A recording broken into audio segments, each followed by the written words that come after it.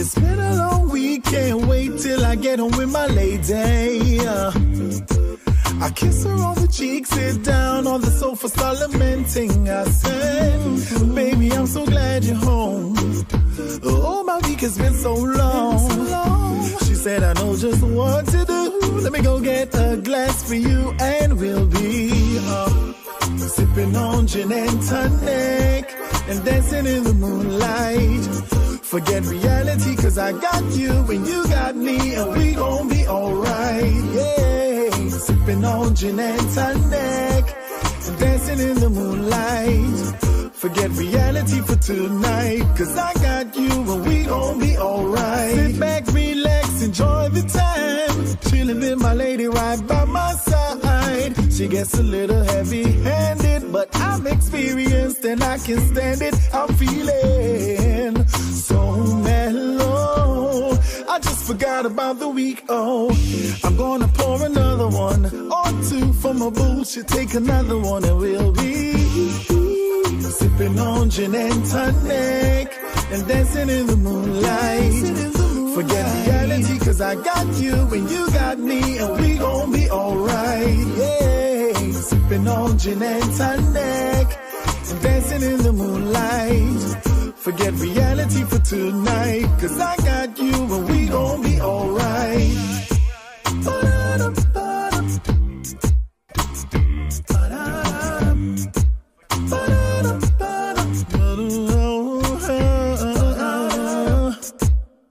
Just relaxing, sipping on gin with the tonic on the side and a lemon twist. Imagine this, yeah. Just relaxing, sipping on gin with the tonic on the side and a lemon twist. Imagine this, yeah. Sipping on gin and tonic and dancing in the moonlight. Forget reality, cause I got you and you got me and we gon' be alright, yeah. Sipping on gin and tonic, dancing in the moonlight. Forget reality for tonight, cause I got you and we gon' be alright. Sipping on gin and tonic, sipping on, sipping on. Forget reality, cause I got you and you got me and we gon' be alright, yeah. Sipping on gin and tonic and dancing in the moonlight. Forget reality for tonight, cause I got you and we gon' be alright. Sipping on gin and tonic.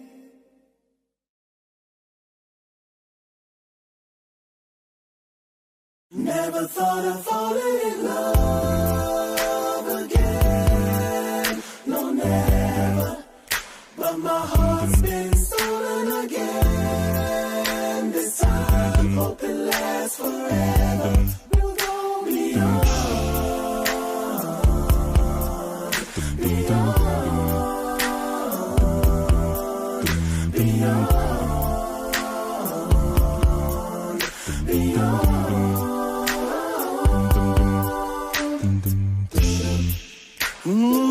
It's been a while now since love's been in this place. You see, many have tried, but no one could take your place, girl. Why you so beautiful?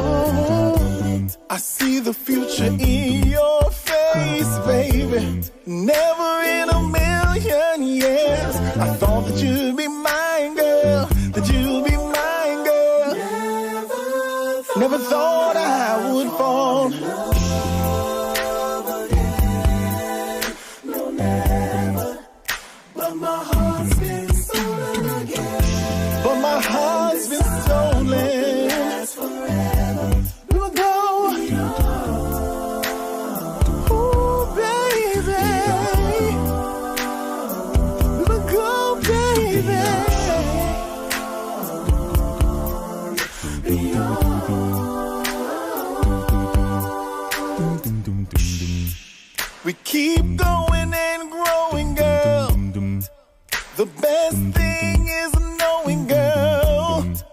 Cause when we KISSING,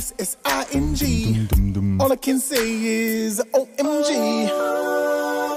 My love in my life, you make all things right, baby. I trust you, girl, with my life.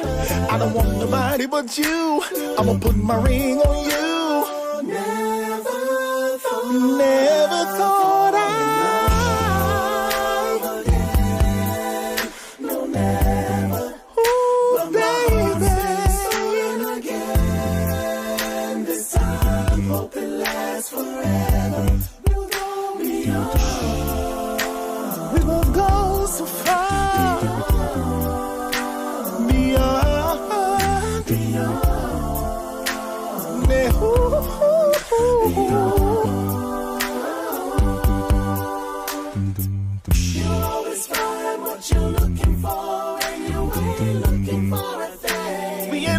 for a thing. Yeah, you'll always find what you're looking for, and you ain't looking for a thing.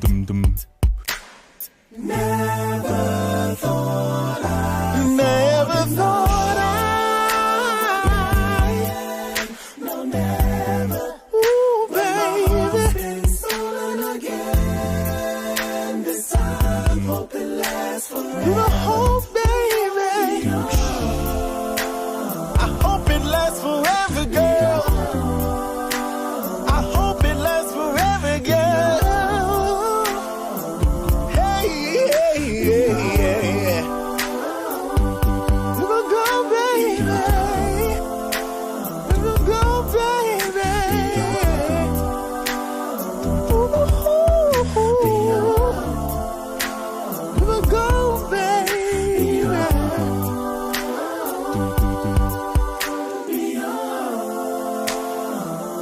Go so far, baby. I hope it lasts forever, baby.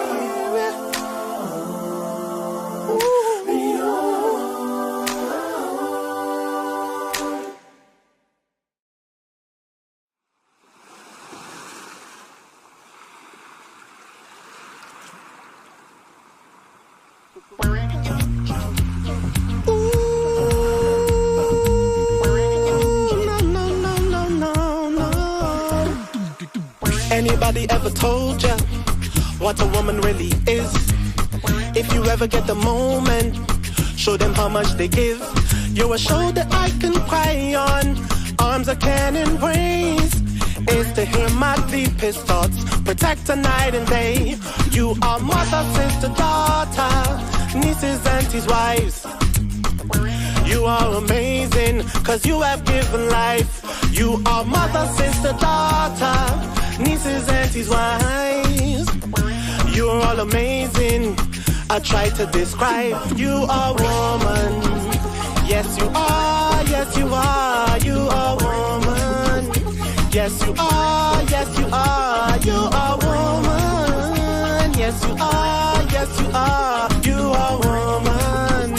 Yes, you are. Yes, you are. You have birthed the nations. A nurturer you are. You bless us with your wisdom, and you tended every scar. You have found me broken. You have shown me light. You ignited all my passions and loved me through the night. You are mother, sister, daughter, nieces, aunties, wives. You are all amazing, cause you have given life. You are mother, sister, daughter, nieces, aunties, wives. You are all amazing. I try to describe. You are woman. Yes, you are. Yes, you are. You are woman. Yes, you are. Yes, you are. You are woman. Yes, you are. Yes, you are. You are woman. Yes, you are. Yes, you are. To be a woman is to be blessed with unparalleled intuition, to be powerful, power independent of place or position. To be a woman is to be a mother, giving birth to sons and daughters, ideas, institutions, and business ventures. To be a woman is to be the current inspiration, the future aspiration of a young lady, of a little girl. You're a masterpiece of harmony, a melody of life. You're a gem, a diamond flower in spring, you're one of a kind. You're a masterpiece of harmony, a melody of life. You're an African queen flower in spring, you're one of a kind. You are mother, sister, daughter, nieces, aunties, wives. So you are amazing.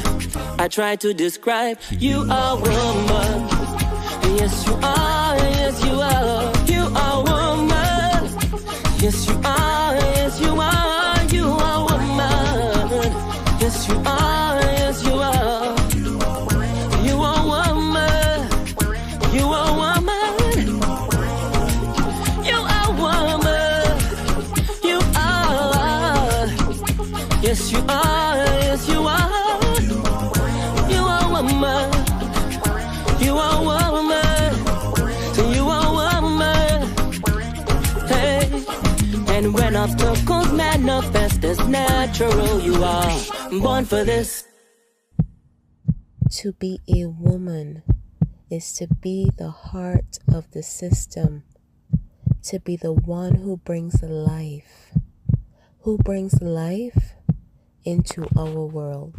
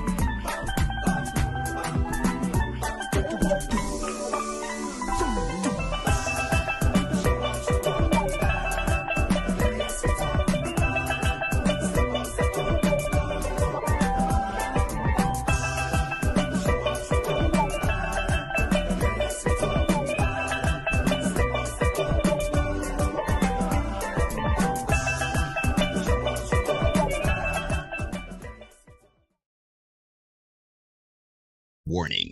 What you are about to hear goes against traditional romantic counsel expressed by friends, family, and Instagram memes and quotes. Open-mindedness is advised.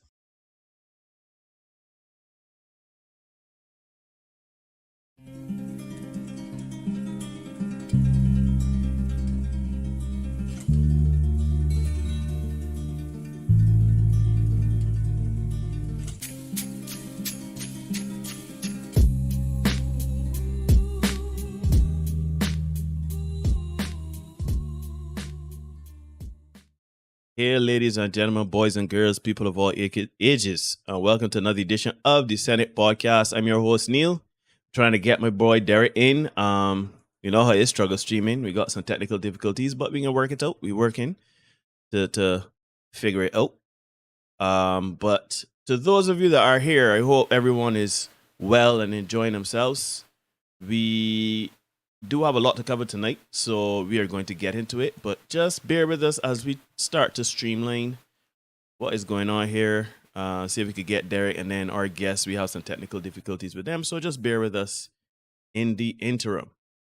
In the meantime, if you're here, you can always like, comment, share, subscribe, hit notification bell so you don't miss anything, and also sound off. How are you feeling today? Mental health check-in. How is everybody doing? What's going on? So you could sound off in the comments.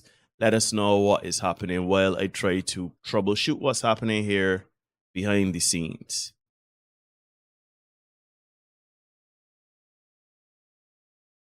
Okay, so just bear with us a minute.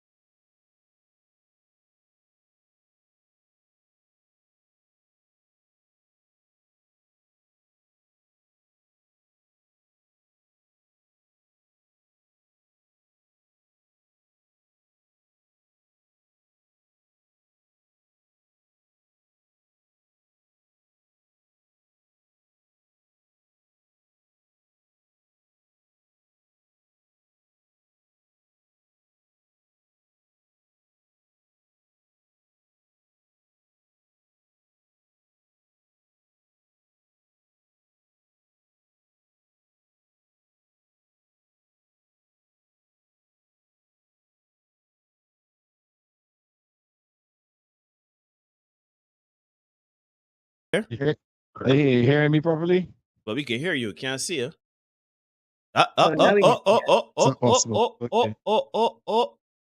All right. No. Let's switch over to. You hear me through the mic or through the?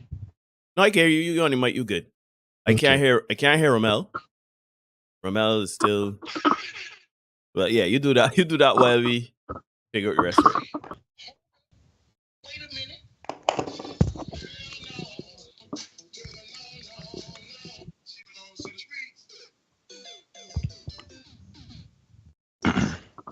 I can hear you.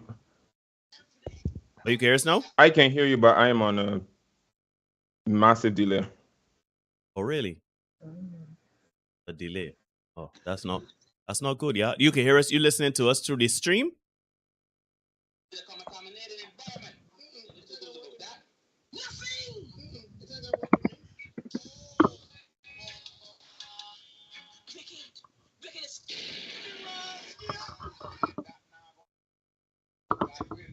Yeah. Oh, I'm listening to you through the stream. So there can be an 8-second delay. That's why. All right. That is not ideal. What I would suggest is I don't know if it's something with your inputs or anything like that, but you may have to, I don't know, hop on your phone or something. Because that delay is about 8 seconds. 8 to 10 seconds.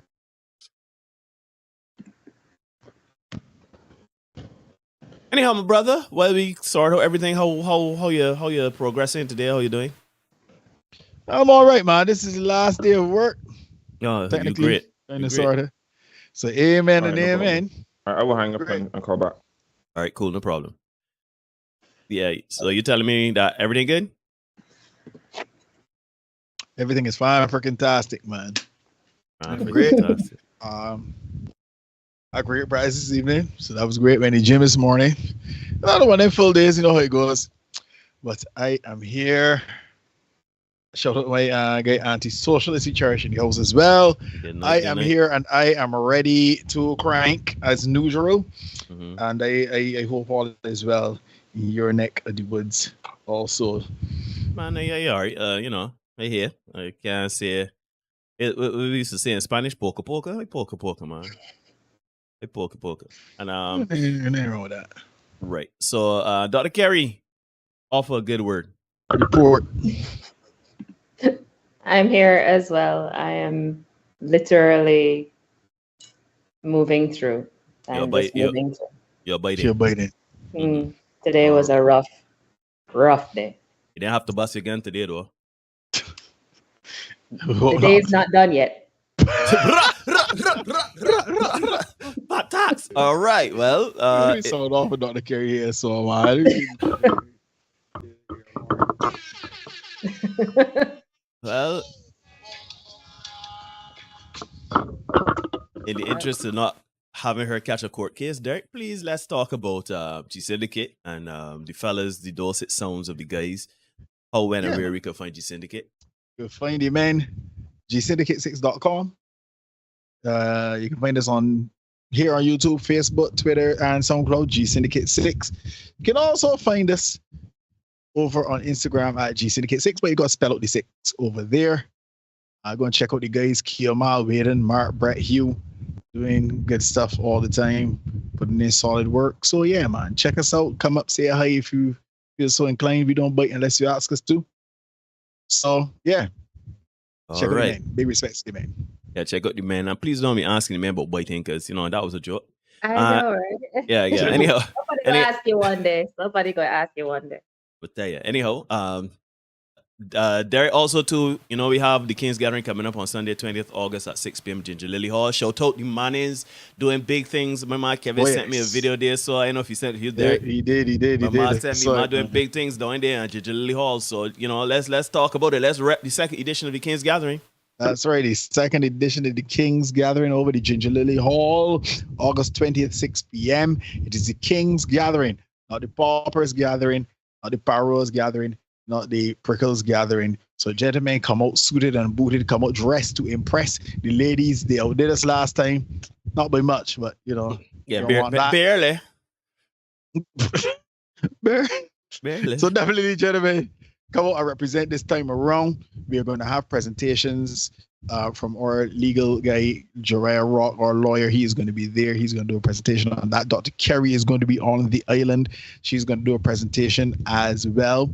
We're also going to have presentations from Ryan Arthur on fitness and nutrition. That too is going to be an interesting discussion. It was very, very informative last time around. And it's on Sunday, August 20th. That is a Sunday evening. There's no rice and stew, but you can get a little something from Tamtar Culinary Creations. They have come on board. Big respect to Avery and the crew over there. They do meal preps and stuff like that for those of you who want a little bit of assistance in getting your diet together. You can check out Tamtar Culinary Creations, and they will sort it out for you. And thank you so much to them for picking this up. Coming into a bit of a partnership. As I said, we talk about building communities. This is a step in that direction, right? So we here at the Senate, we don't just talk the thing. We don't. She used to say talk the talk. We walk the talk as well, right? So come on out. The King's Gathering, the second edition, August 20th, 6 p.m. Sunday evening. So you could go enjoy your weekend and then come and have even more fellowship with us over at the Ginger Lily Hall over there by Kevin and Lee. Big respects to them. Thank you for opening your doors to us. We truly appreciate it. Come on out, be a part of this gathering. It is going to be another evening of information and fellowship, sharing. Come out, be a part of it. Don't miss it out.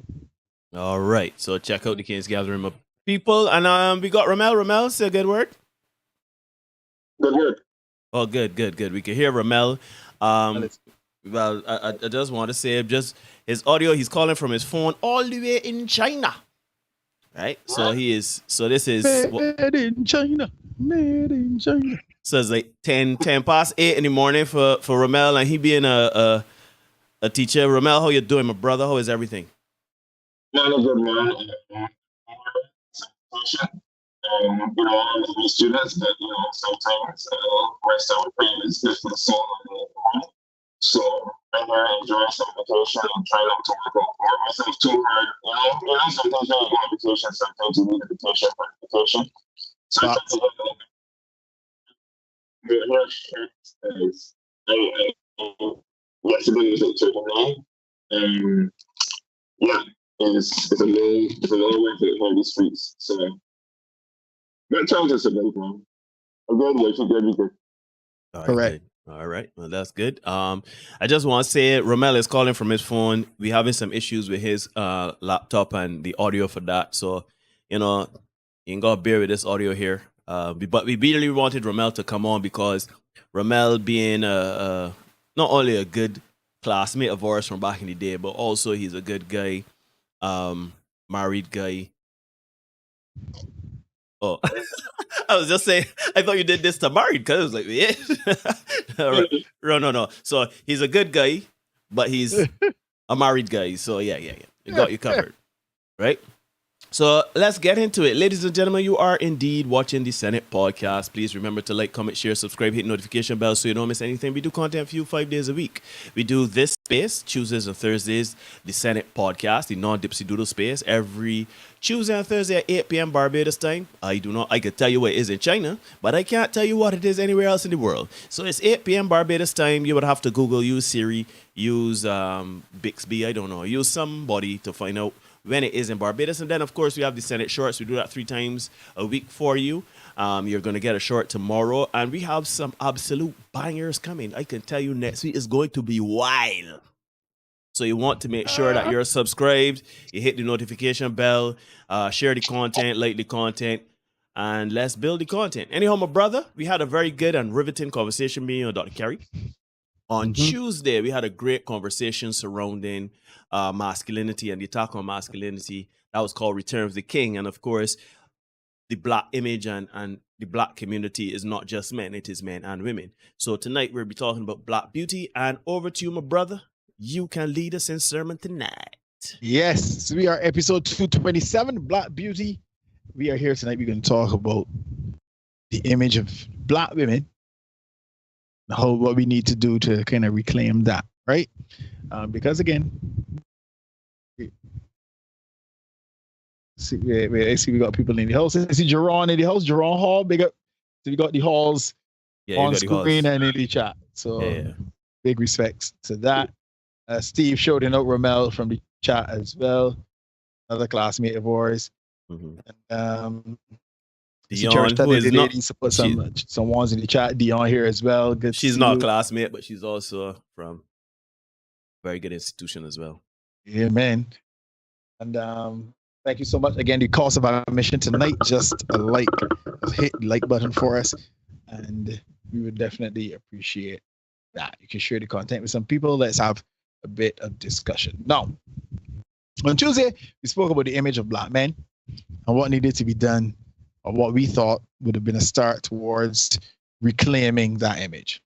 So tonight, we're going to talk about the image of Black women as 3 men and 1 woman, right? It's going to be rough. Brace yourself. Be one of those conversations. But what's good for the goose is good for the gander. So well, it should be. Right? Rules for me, but not for thee, right? Now, we often see the perpetrators of violent crimes and the low admission numbers at tertiary level institutions, and we declare men are in crisis. Ladies and gentlemen, tonight I want to let you know that women are most definitely in crisis.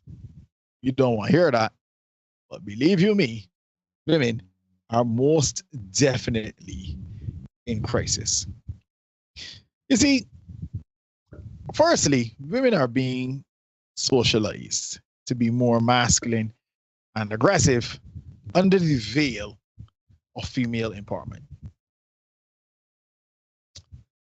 Press breaks. Neil, I forgot. I have the intros. two videos. Yeah. I thought that was that I part of your need yeah. to show you guys. So before we go any further, let's show those two videos and come back, right? All right, let's get it. Everybody has the homework? Yes. All right, cool. Well acquainted. All right, so we are going to start in 3, 2, 1.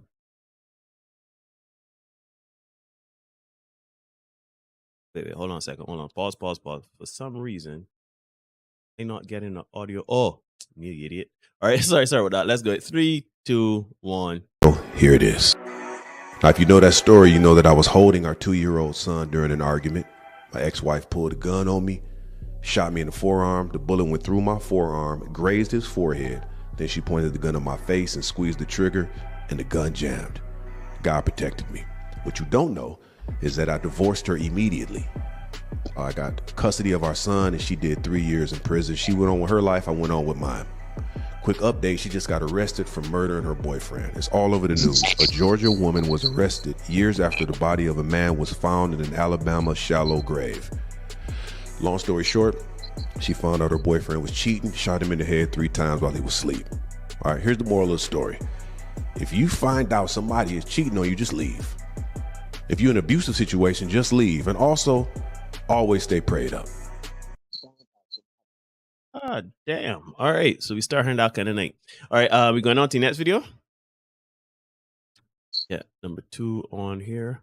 All right, let's get it. I was having sex with a guy one time before. Let's We go. were trying to be freaky, and he took a piece of mango and put it in my. He was trying to eat it out, and it wouldn't come back out. Couldn't find it. So I had to literally squat over me trying to push it. I was having birth for the mango. I was trying to push the mango out of my. It was so crazy. I was scared to shit. You sure that this isn't a fast submission? Short or this? I understand we're getting. Look at Romel's face. Romel, he just do that with fruit. What's going on? What's going on? Right? Yeah, boy, Romel, No. boy. Yeah, I'm here tonight. Right? So as I was saying, women are being socialized to be more masculine and aggressive under the veil of female empowerment. You would have heard that just now. I can talk about the over-sexualization a little bit later, right? But right now, let me talk about the masculinity and the aggression. And this has led to a preponderance of videos of women now being the perpetrators of fights and violent crimes, right? Obviously, because it's YouTube, we cannot show you the fights and stuff like that. I have them. If you want to see them, message me. I'll send them to you. But, let's have a read of this article from the New York Post. And the New York Post is, wild in the streets. And let's have a read of this one. And it reads, Georgia woman intentionally crashes a vehicle into Popeyes over missing biscuits. Yes, you heard correctly, folks. Over missing biscuits. Let me ask the question. How sad must your life be that you're going to wreck your entire vehicle over some missing biscuits? Hey, man, you never had them fire biscuits. Come on, no. I hear them butter biscuits. From Popeye. Inferno biscuits, Brother, not hey, man. Inferno biscuit. Hey, people do something strange, so. You know what I'm saying? Anyhow, it reads, a Georgia woman allegedly drove her vehicle into Popeye's restaurant on purpose after biscuits were mistakenly left out of her order, according to officials. Mistakenly, okay? Belinda H. Miller, 50. 50. Some blastedly damn good biscuits. 50. Yeah.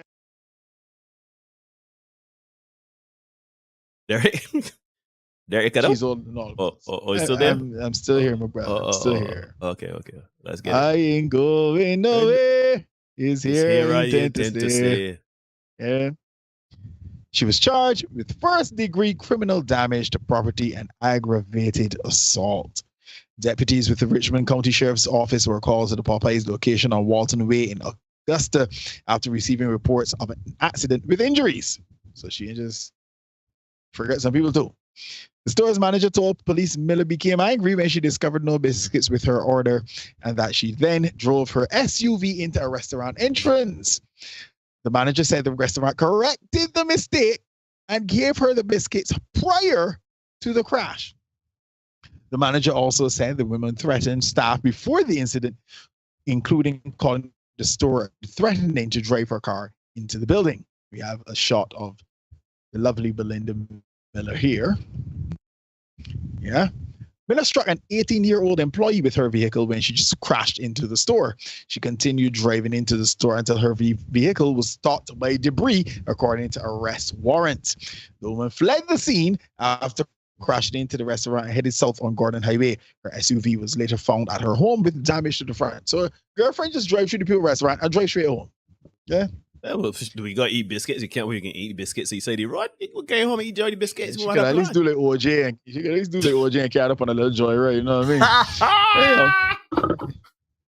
The woman was brought into the Charles B. Webster Detention Center on Wednesday and given a bond of more than $4,000, although it is unclear if she remains in custody. Yeah. Now let's check out. Have a watch of this next article. This next video. It says, "Choose a wife wisely." Now I assure you, I don't know. They might pray to get rid of this on YouTube, but hey, apparently it's funny. Apparently this is funny. Okay, have a watch of it. All right, let's get it. Number right. Okay. All right, let's get it in 3, 2, 1. Let's go. No.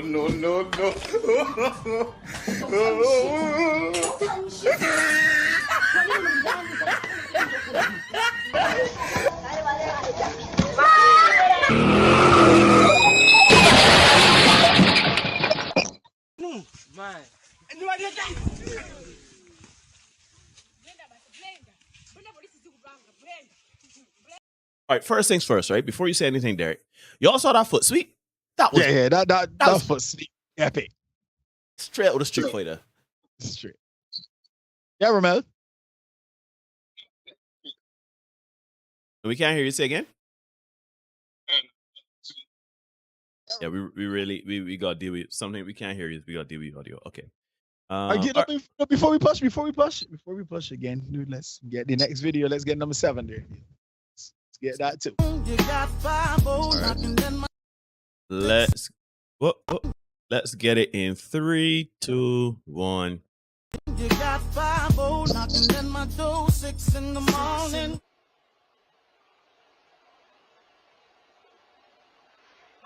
What Rasta man?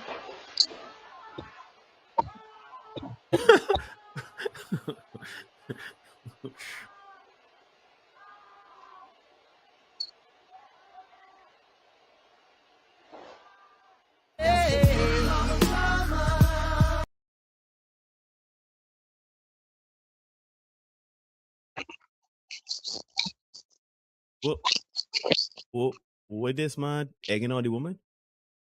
Brother man, she's driving a weapon though. I understand you. Yeah. Toro! Ole!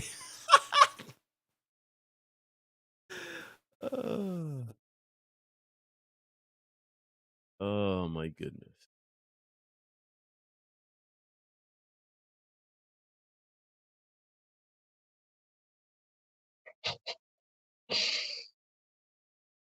No, dude is clearly playing with his life here, right? It's gonna be a jump, but anyhow, you know, kind of spurring her on and all that. He is definitely playing with life. But I mean, where does it kick in? Where does it say? Where do you say, you know what? Let me just let this go. Because if it was a man this angry and this upset, you know, and a man finished the job, he would say, you gotta let go. You gotta, you know. Gotta walk away. Gotta walk away. Gotta walk away. Gotta know when to hold them and when to fold them. I heard Kenny say so. Now, I don't want you guys to ever think that these things only happen in the US, because I know these are the things that they would tell me, right? I know these are the things that people will say, oh, you know, the detractors and critics of this channel, they'll have to say, well, we're not always talking about the US, these things don't happen here. Well.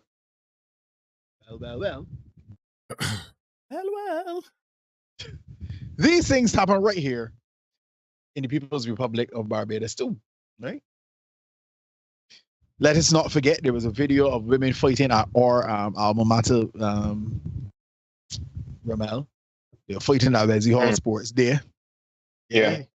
Women were fighting at Wesley High School there. Yeah, fight like cat and dog at Wesley High School there. Of course, there. Why not? Why not, right? They have been fighting at a funeral. Yeah. Oh, I remember seeing that. Yeah, to fight at a funeral. Then I had one with women fighting after a cruise. Jerry Dad ended up holding somebody locks. Yeah, right? Those are only a few. And then there was a preponderance of videos with schoolgirls, not boys, schoolgirls fighting in the street and that kind of thing. Right? So it ain't only happening in the US, it's happening here. So every time when people talk about the strong black woman and the overly, it goes from strong to being thought of as overly aggressive. Right? Now, we don't only have the issue of the overly aggressive and masculine women. Black women are also now being presented, or worse yet, presenting themselves to the world as promiscuous slurs. Black women seem to want to be known as the world's prostitutes under the guise of female empowerment. Yeah, as Aston said, I said what I said. Wait, this is Wendell Scanterbury. Sorry, Yes, Derek. that is Shout out Wendell Scanterbury Scanterbury, Hills. my brother. Glad to see you. Glad to join. Like the place. Yeah. So last week, we would have showed you Tracy Ellis Ross. They're strapping on the gram at 50. Then we had Kiki Palmer going to an Usher concert with her ass on full display for all to see. And after her boyfriend, gentlemen, brace for trigger.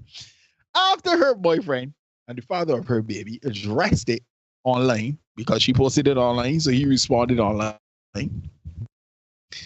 She decided to respond to his response like this. So let's have the next clip of Kiki doing her thing. All right. I guess we gotta run it, right? Brace, gentlemen, brace. All right. Yeah. We in for penny and for pound. Ladies and gentlemen, watching Senate podcast, like, comment, share, subscribe. Anyhow, 3, 2, 1. But it's coming from my heart. It's been a long time coming, and we done been fell apart.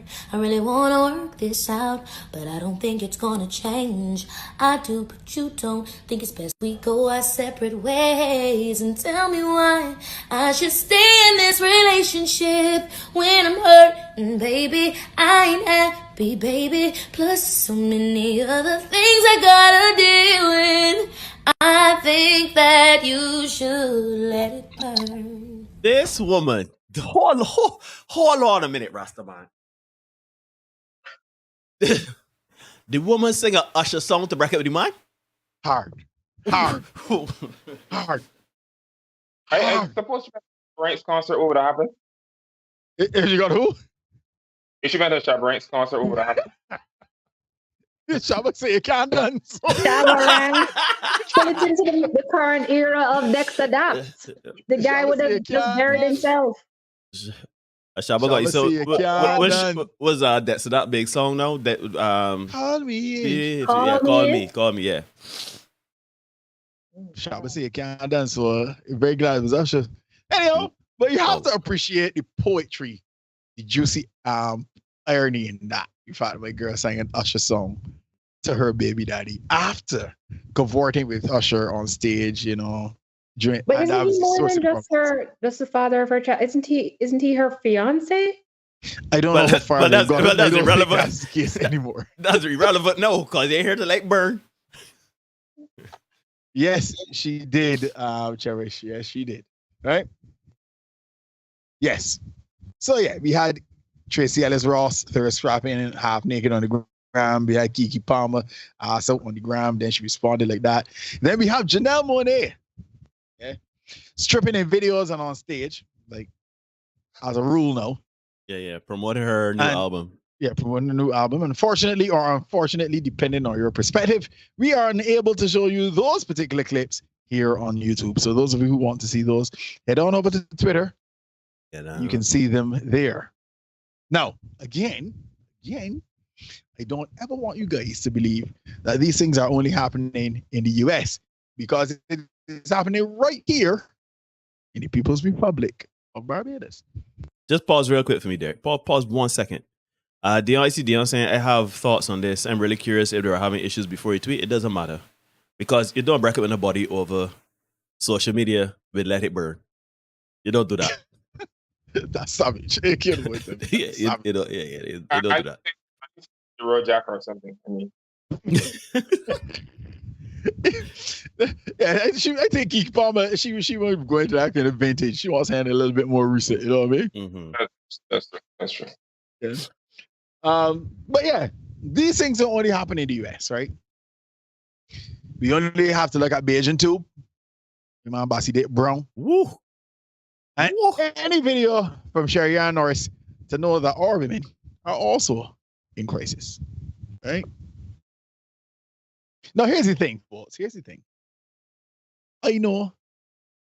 Yes, the 3 people on this panel know, y'all in the chat know, we all know that we got our little things we like that make us tick. You know, we all have our own little freaky things that we like, as the woman in the first video with the mango would have shown you, right? Here's the thing though. The world does not need to know about it. As I say all the time. Just because you see a microphone and a camera light on, what you feel you need to kind of air out your business, right? And that was India Ari's point. India Ari dared to speak out about Janelle Monáe and Meg Thee Stallion, about what they presented on stage during their performances at SM Fest recently. And of course, she got some pushback. You know how it goes. So let's have a read of the article from Yahoo and come right back. Folks, this is episode 227. It is a Descendant Podcast. This is Black Beauty.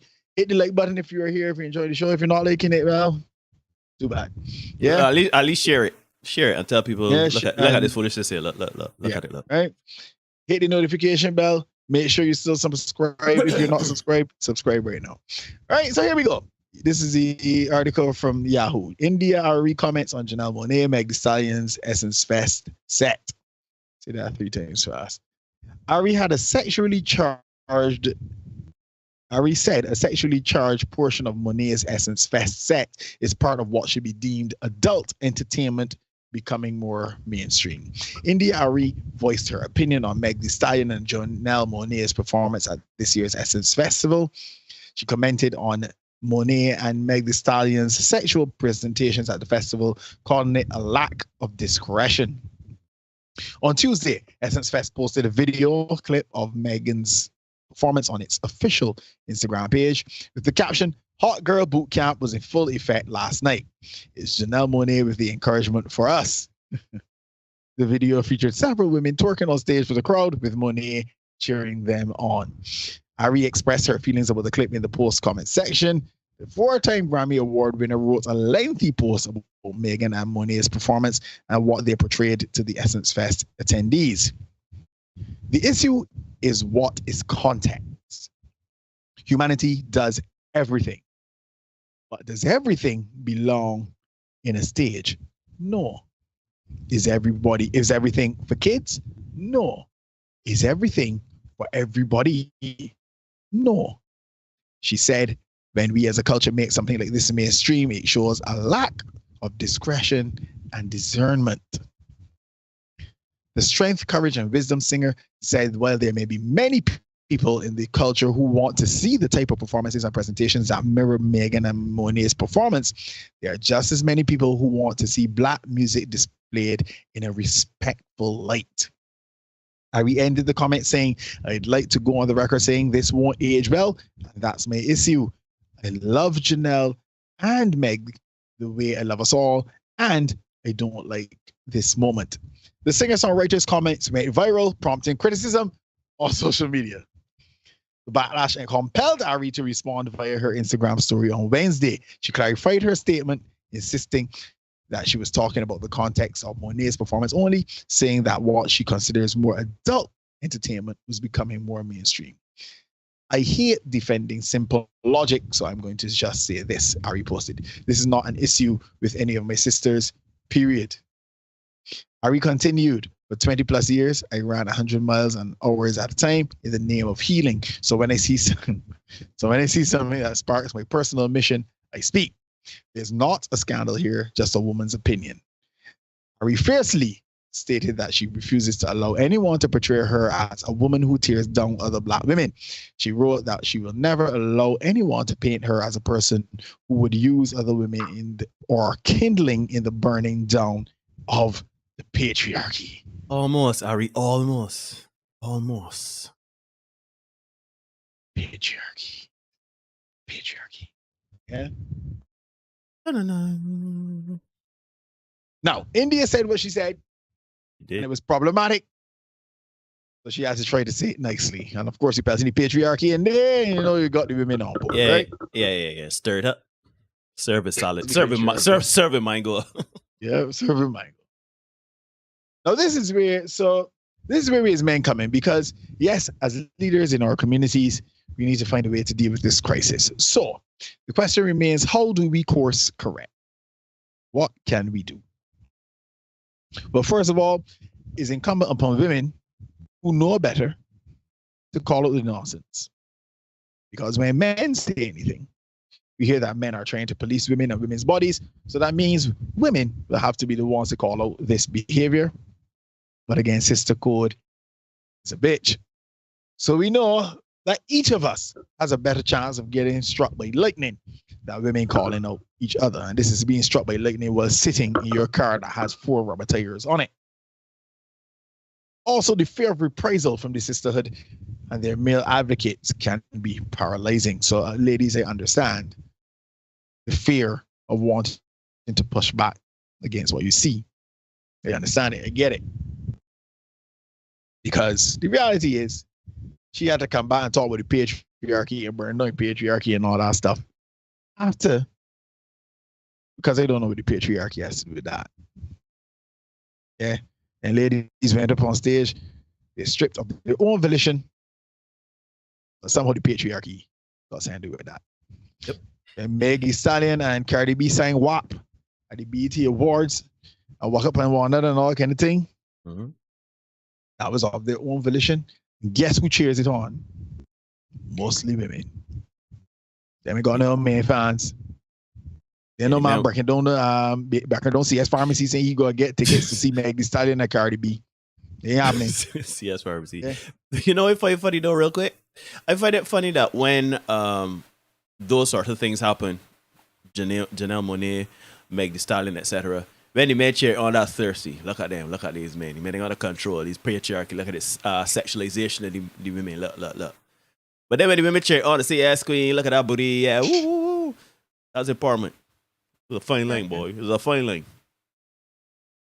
As I said on Tuesday's show, we as men need to build economies in our communities, right? So let's go from that point, right? Gentlemen, we have established the communities, we have built economies in our communities. So what do we do here going forward? After we've done that, gentlemen, we must reject these kinds of women across the board. We must. I said on Tuesday that we cannot be building for the worst of us. Life is for the successful. We must, gentlemen, leave and ladies who know better, we must leave the stragglers behind. So, gentlemen, why do I say reject them across the board? The reality is the marriage rate shows that men have been rejecting these women. The marriage rate is showing that. Yeah. Here's the problem.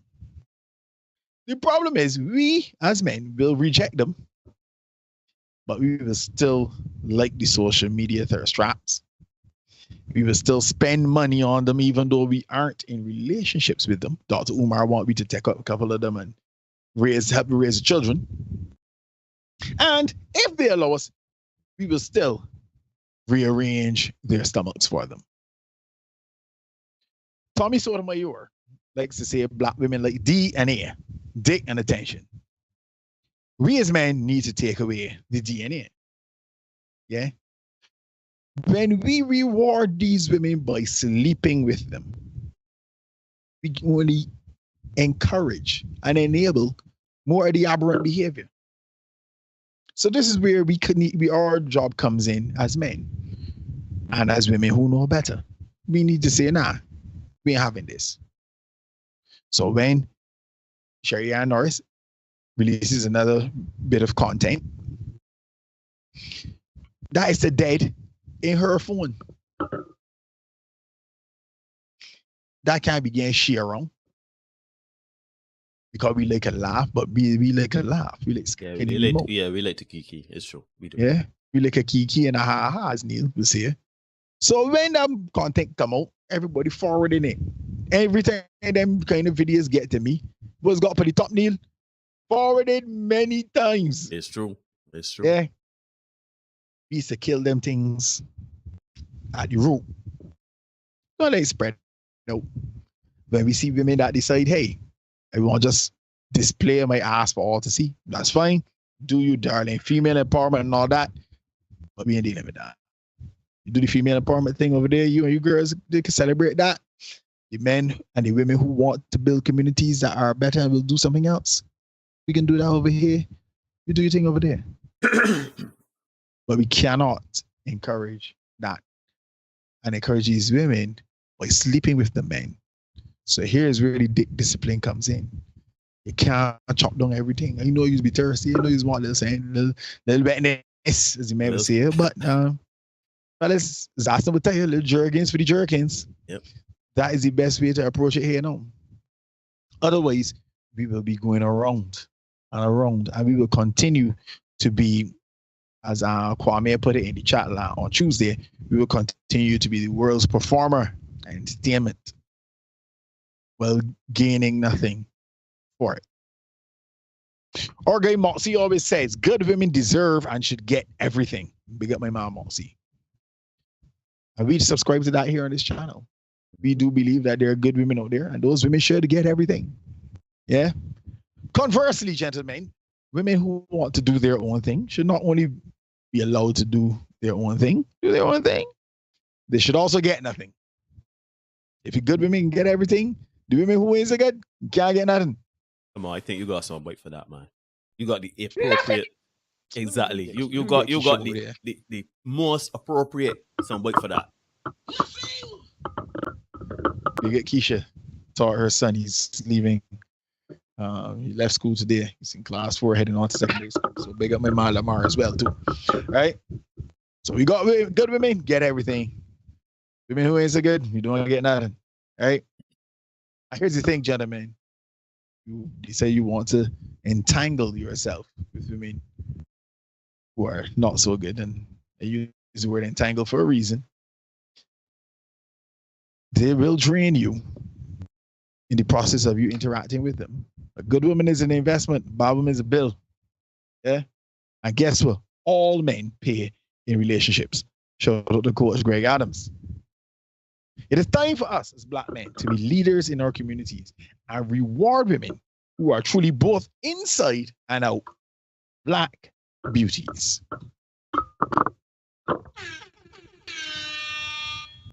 Ladies and gentlemen, you are indeed watching the Senate Podcast. Please remember to like, comment, share, subscribe, hit notification bell so you don't miss anything.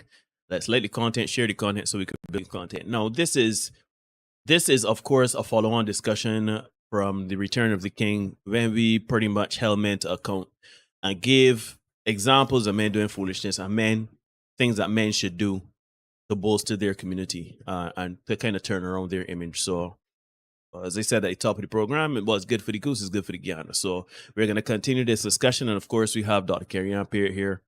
Now, Dr. Carrie-Ann, you are a Black woman. You're a Black Caribbean woman. And you have seen, we speak about this often, about essentially you call it prawn. If you go on, you go on the Explore page right now for Instagram, you can see some prawn, right? Speak a bit about your women. Speak about your gender, or people that identify as, your gender. Let's speak a bit about what's going on in your community. Do you think that there is something wrong? Do you think that is something that needs to be done? And if there is something that needs to be done, but there's a multi-pronged question. If there's something that needs to be done, what needs to be done? If nothing is need to be done, how can you improve on that behavior? Oddly enough, I'll say nothing needs to be done because everything runs its course. And science tells you that to a certain point, things can only sustain itself to a certain point. So I think this kind of period will run its course. However, science will also tell you that if you feed into certain things, they will be perpetuated. So by having, the ways in which, like you guys talked about, that woman who has 9 children, all this kind of stuff. These women who are in these positions of creating these wonderful influencer pages and all of the things that they're doing and being all these superstars have children and have plenty of them. And so there will be that automatic regeneration of this type of, or a version of this type of perversion that will continue, right? It may not look exactly the same, but there will be cycles of it to continue until things die off. So all that to say, yes, there's something very wrong. There's things have been wrong for a very long time. And I know that in the name of culture, we say that this is who we are. I don't, some of this I think has gone too far, and I don't think it's culture anymore. I think it's actually perversion. I think it's excuses, but you go ahead. Yeah. I think we've perverted a lot of who we are because we have been trying to figure out how to fit into a space that was never meant for us to exist in for very long anyway. We didn't figure that out early enough to get out and create, like Derek is saying, in spaces that would be for us, by us, in a healthy manner. So collectively, we're trapped in this kind of hamster wheel of perversion and allowing everybody else to kind of appropriate and reappropriate what really are aspects of true culture. So.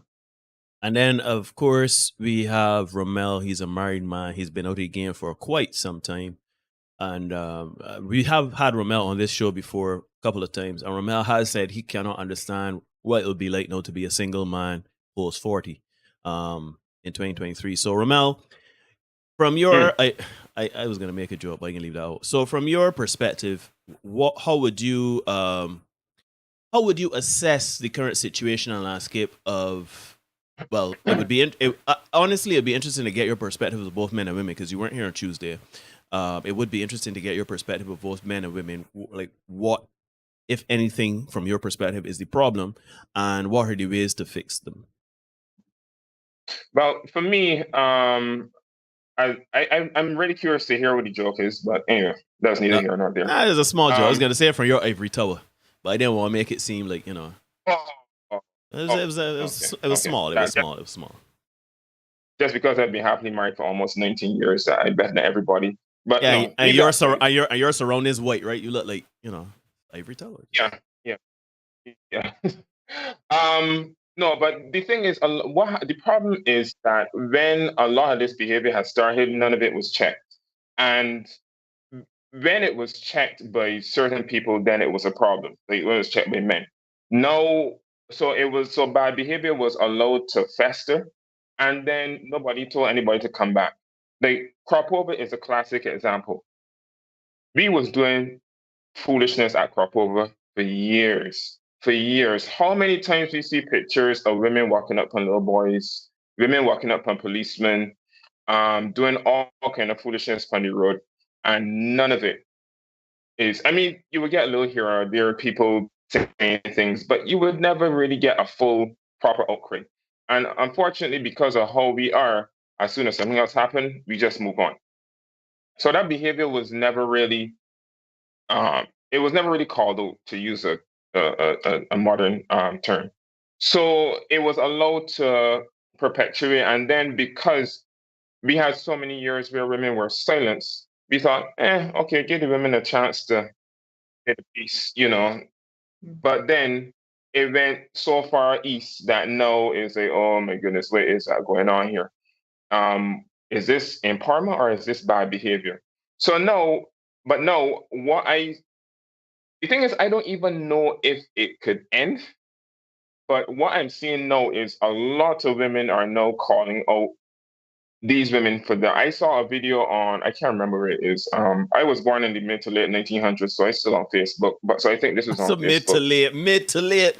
Ravel, don't do that. Come easy say age. That's a mid, not mid. Just a late. That's a mid. No, not mid. Late. Embrace it, Neil. Embrace it. You know, Not, be the elder statesman, Neil. not me. Don't be the old man in the club. Forever Don't be the old man. young. I wanna be forever young. We know who Kaba was. Anyway. I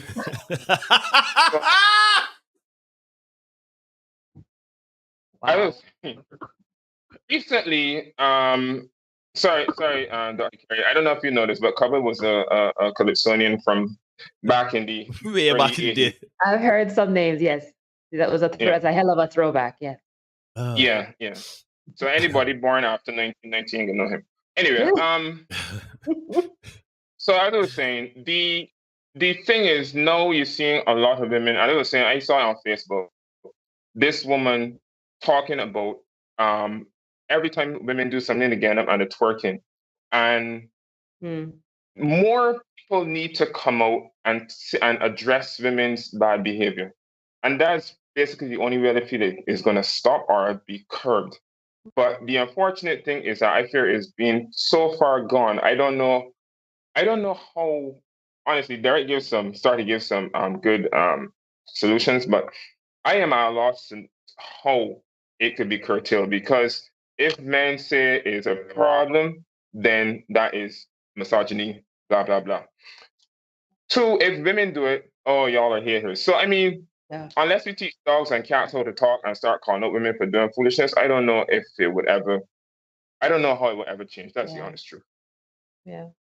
So there's my take on it, right? First things first, let me say that I understand where you're coming from, Ramel, but I tend to believe that everything is a cycle, right? And I think that I honestly, and I truly believe this, that we've had a few things that would have happened in the last, from the mid 1900s to now, things that would have happened that are still relatively new to the human condition and relatively new to human society, right? Feminism, the end of segregation, internet, technology, etc., that now it feels like we are children with weapons, right? We don't know what to do. We just think, and I think eventually it is going to find, what is finding Mark, it can find it Mark. Everything is just settle, and what it is going to settle into.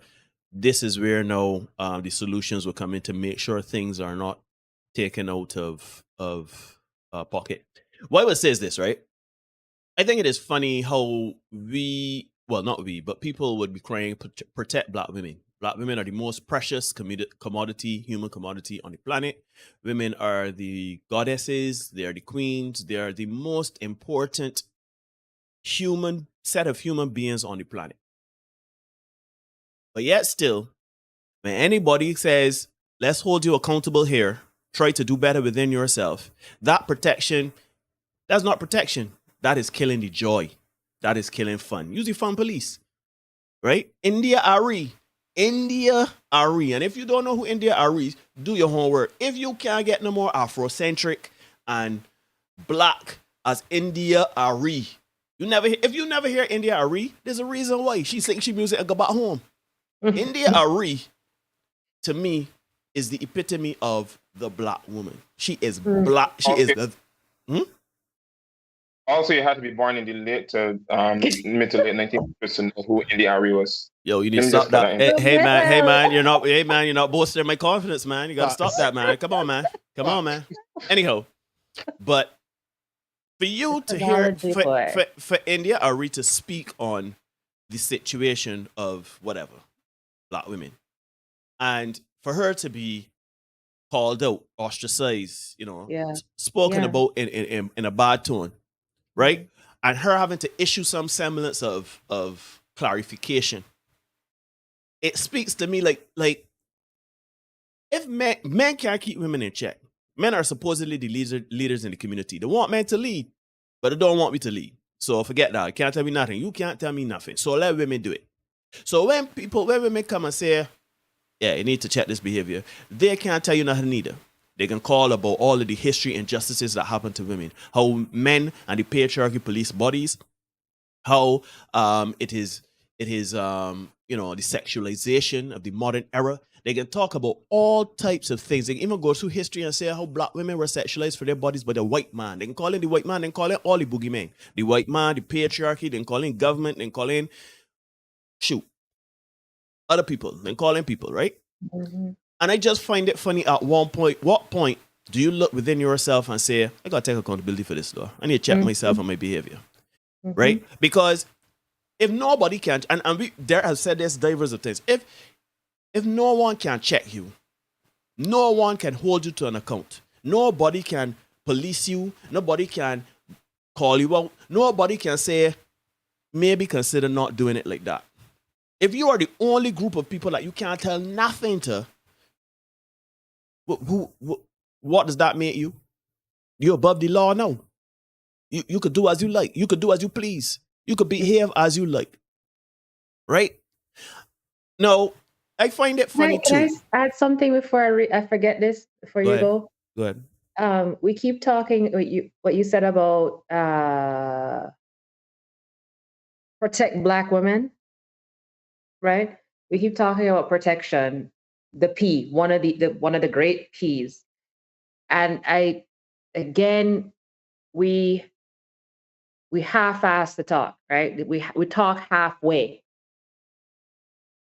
In order for something to be protected, that thing that is garnering protection has a responsibility in order to earn or be to be honored by protection, right? Say that again. Say that again. Say that again. I want you to say that again. Because that's a word. So in order for something, for whatever it is that we're claiming needs to be or is worthy of protection, right? That thing, that entity, that person, whatever it is, has a responsibility in order to honor said protection. I want you to elaborate on that because I'm going to. Dumb it down. For example, you have a cell phone. We all walk around with our cell phones every day, all damn day. The other day, I literally counted how many hours I had this phone in my hand. My phone has a case. It has a protective case on it. Why? Because the information in my phone is critical to my daily survival, right? It has emergency numbers for family. My credit cards are in my phone wallet. I have an Apple, it has a little wallet. My business transactions for my company are in my phone, right? So my phone is worthy of being protected. But to your point, okay. Let me go up a next level. All right, let's go up. We are talking about women.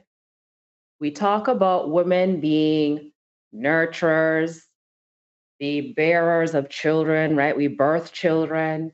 We birth ideas that men then build on, right? All of this wonderful stuff that we as women are capable of doing, and many of us execute on, not necessarily in the best ways, but we do it. The problem comes when we talk about this protect all women, protect all Black women kind of thing, is the ways in which we behave recklessly.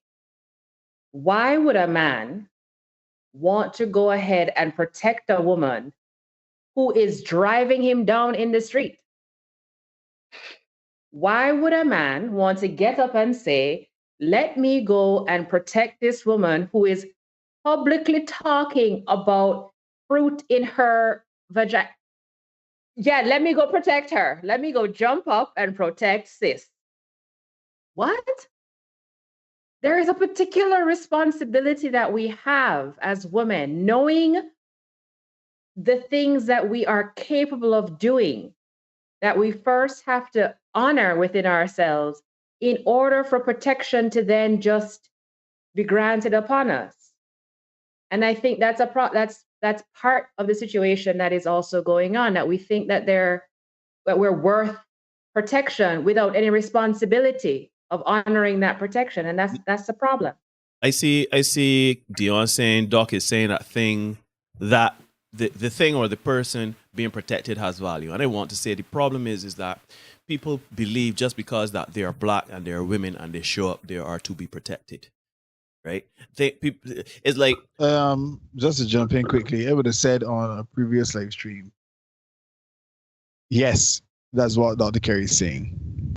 People think that, well, sorry, to your point here, people think that you should just turn up and get protection. Dr. Kerry's point, what Dr. Kerry is really saying here is something that I would have said on a live stream a couple months ago, weeks ago, however long it is now. Men protect that which is precious, incapable of protecting itself, or beautiful, right? Valuable. So to Dr. Kerry's point, the analogy she was making, she protecting the phone because it's important. It has value. It has valuable information on it that she needs. So she can't just treat it anyhow.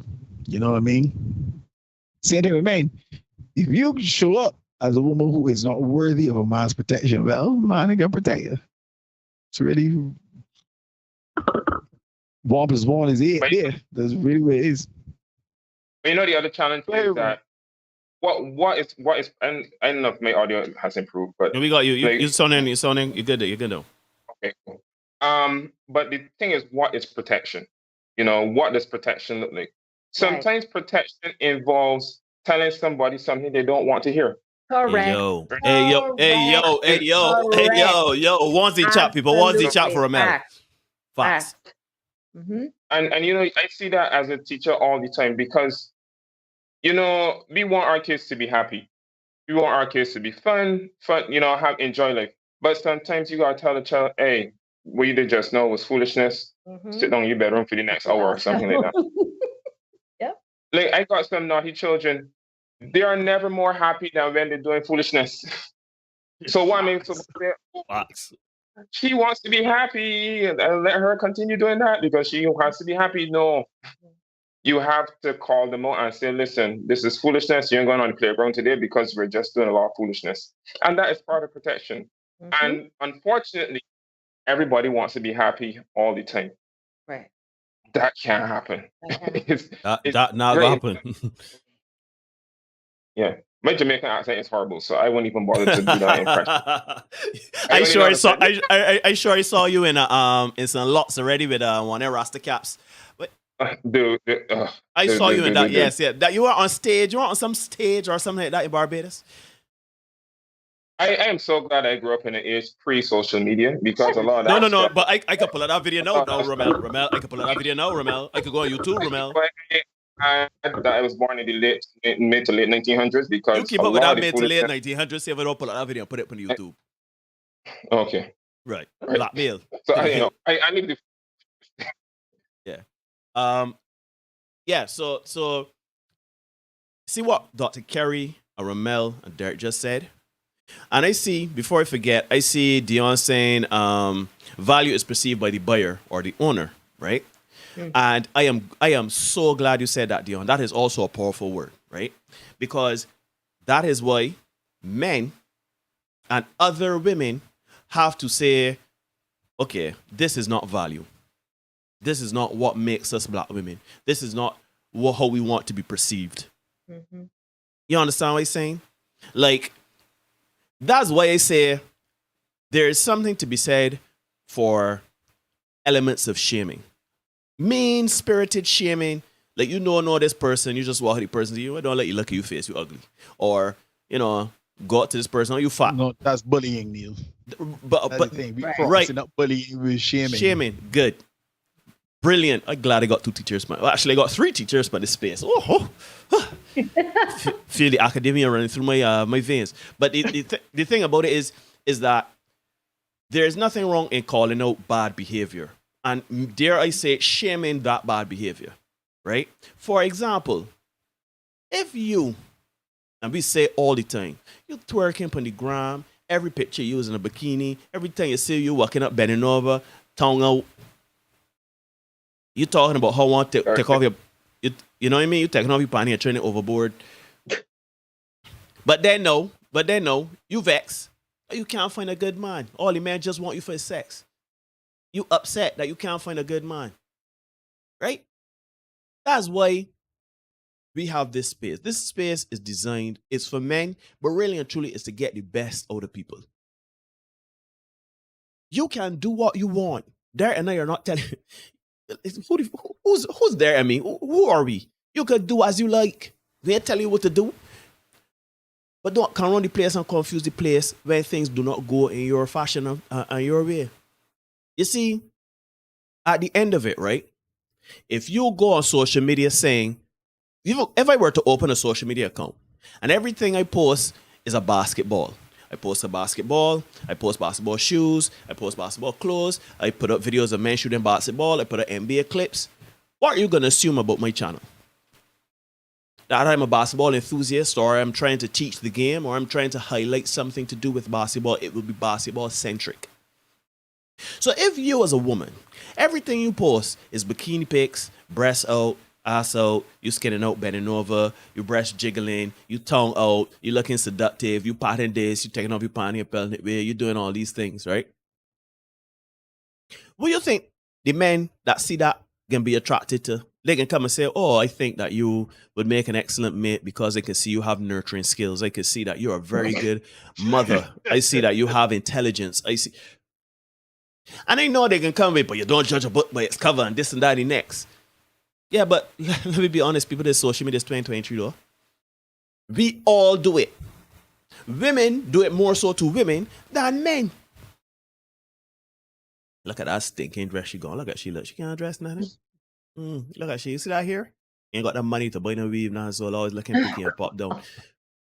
You don't hear the man say that. I never hear a master so yet. But they think it though, don't worry. Oh, man? Nah. We did, we probably say. I can't. We don't. I don't. The most I would say is, you're not supposed to at this stage where you are. Yeah. Well, but, yeah, true. Right. So, but in all honesty, right, the problem, we have to stop making plasters and excuses and dodging this accountability and dodging the responsibility you have to your community. We got to stop it. Full stop across the board. Men and women, we have to stop it. I understand life hard. I understand you like little fun. I understand you like frivolity. I get it. If that's how you want to live your life, live your life. Dedicate your life to foolishness and fuckery. Do that. Right? But do not live a hedonistic lifestyle. Do not live a lifestyle that is non-traditional. Do not live a lifestyle that is putting yourself in a position to not be worthy of the protection of your community in a healthy, positive way. And then when the results come back what you want, you upset. That's like, I know full well that if I get in my car now and I drive down into a bad boy area in town, a high crime area in Barbados at 2 o'clock in the morning, if I get robbed, I can't come home and say, I can't stand this here. The man robbed me though. What are you doing out there? Can I jump in. Because I know how you go with your sermon. Cherish and Dion were talking about value, and I'm so glad that they did raise it. And I do think it's worthy of expanding on that. So I want the gentleman here to actually define value. I'd love to hear from Romel. I'd love to hear from Derek and Neil.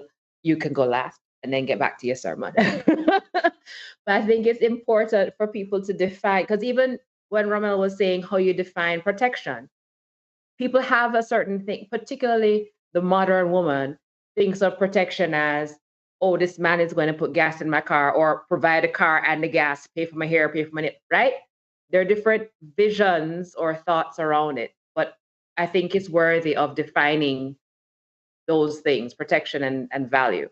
So I'll let Romel go first. Romel is the man that is, living the life. So it depends on which day you ask me with. So I was actually going to say what John said there. Value is relative.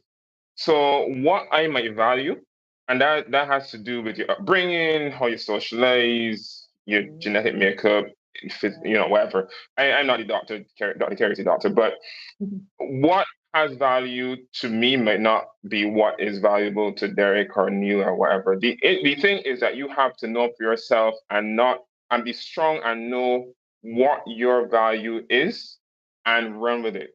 So the thing about these things like value and protection and good, and these words are so subjective depending on who you ask, because the people that put stuff on Instagram, I mean, and he was talking about the Instagram, the bikini pictures, the ones that I love, the Instagram, the philosophical bikini posts. I hate the cheese on bread. No, Romel, I hate that. Hit it. Them is my favorite. Not saying that I'm married man, I'm going around looking at Instagram for bikini posts. You know how it is when you go on Instagram. Yes, hey man, sometimes you open the app and things just pop up. It's like, oh my, how did that double tap? Oh sure. How did that? And let me just say that my wife could look through my phone at any point in time, and she understands. But anyway, is what has value to you? So the unfortunate thing is that you can't really define value. You can only define what is valuable to you. So I value a woman who has a sense of humor. I value a woman who can cook. I value a woman who can sing. Just using these my head. But value changes depending on who you ask. All right, Derek, what's valuable to you? Yeah, as Romel is saying, it's it's a very subjective concept. And I had a friend who would tell you, cannot tell you his priorities are wrong. So what's a priority to one fella may not be a priority to you. For me personally, I have always liked women who carry themselves a certain way in terms of physical attractiveness, their ability to be a little bit elegant and stuff like that. That's a thing for me. I've never been like into the weave and pounds and makeup and all that kind of thing. It's not locked up in lashes. Yeah, it's not. I mean, if you want to paint the house with their lashes, do a thing, but it's not. Blink fast. It's not a thing for me. You know what I mean? So I don't see that. But I also like women who are not contentious. I don't like women who are combative. It's just not my thing. Loud and aggressive, I just can't do it. Can't do it. Because I know, and you would know too from when we play sports and stuff like that. I can be that guy. Right? I can be very aggressive. People have told me I'm very intimidating to play with and or play against and all kind of thing. I laugh it because I remember certain situations that come to mind that got me dying. You're the one in there in competition with you. It is him. Yeah, I find it hilarious. Others have not. Yeah, it finally is a thing. So when I shut that off, I don't want to come home to it too. So I like women who not I like women that are doormats. Yeah, because they still value intelligence very, very highly in women, and humor, as Romel said, because humor is a proxy for intelligence. So I could deal with that. I can't deal with an intelligent woman, and I certainly can't deal with loud, abrasive women either. So even when I see them women from afar, I just speak to them, hey, how you doing? But I don't really engage them. You know. So as Romel is saying, is some people might like that. There are men out there who like ratchetrousness. I don't. And if they like that and they find somebody that cool with it, more power to them. I know I can't do it, so I don't look at it. It's just not me. So for me, right, I agree with Derek and Romel in that it is a subjective thing. But what I will say is the common thread that binds all men is that it must be serving you in a positive way. So it must be feeding into you. So while for Derek it may look like one thing, for Ramel it may look like another thing, for all several different men it may be different. The point remains is Ramel is with his wife because she feeds his soul. She feeds into him, whatever that is, whether it's the joking, whether it's the cook, whatever. Same thing with Derek when he likes to see his. I know Derek like the toes now. And he see the toes well manicure, the pedicure. White toes get chose. So Derek like to see his woman looking classy and stuff. Yeah, you looking like a T-Rex. But it comes down to what will feed into you. Me personally, I like attractive looking women. I like women, and when I say attractive, I don't mean just to me. I like women that just look good. I also like women that are intelligent. Humor is very important because, like Derek said, humor is a proxy for intelligence. I like women that can speak well. I like women that know time and place. I like a woman that's open-minded and willing. The cooking, take it or leave it. But I like a woman that will allow that. And as I've gotten older now, I love a woman that is ready to be in her feminine. As Derek said, I look at to come home and I compete with the world out there in a masculine world. The patriarchy I competing, and I coming home now and I competing in masculinity Olympics at home. You know what I'm saying? I want someone that can fit in, and I find it interesting we are having this discussion because at the end of it we say things like, we are to make each other better. You hear the women talk about it, especially. Women want a man that they can compliment and can compliment them, and they can make each other better, right? We also talk about how men are not allowed to have standards. Women can have all the standards in the world. This is what the three of us just talk about. Our standard. Standards, right. These are our standards. That was the point I was trying to make. Right? These are our standards. Yep. So it is, and with the standard comes holding people to an account, a standard. And that comes with the responsibility to maintain that standard. Mm-hmm. Because what we are seeing too is not only are women behaving how they're behaving, but there are some women that are getting, look at Tia Murray, look at Jade, look at all these women getting married, but then deciding to turn back at the ratchetiousness, want to graduate the relationship and marriage and all of that. They're divorcing and doing all sorts of foolishness, right? They're not maintaining, they're not responsible for they're not taking responsibility for the commitment that they had, the standard that their husband chose them, right?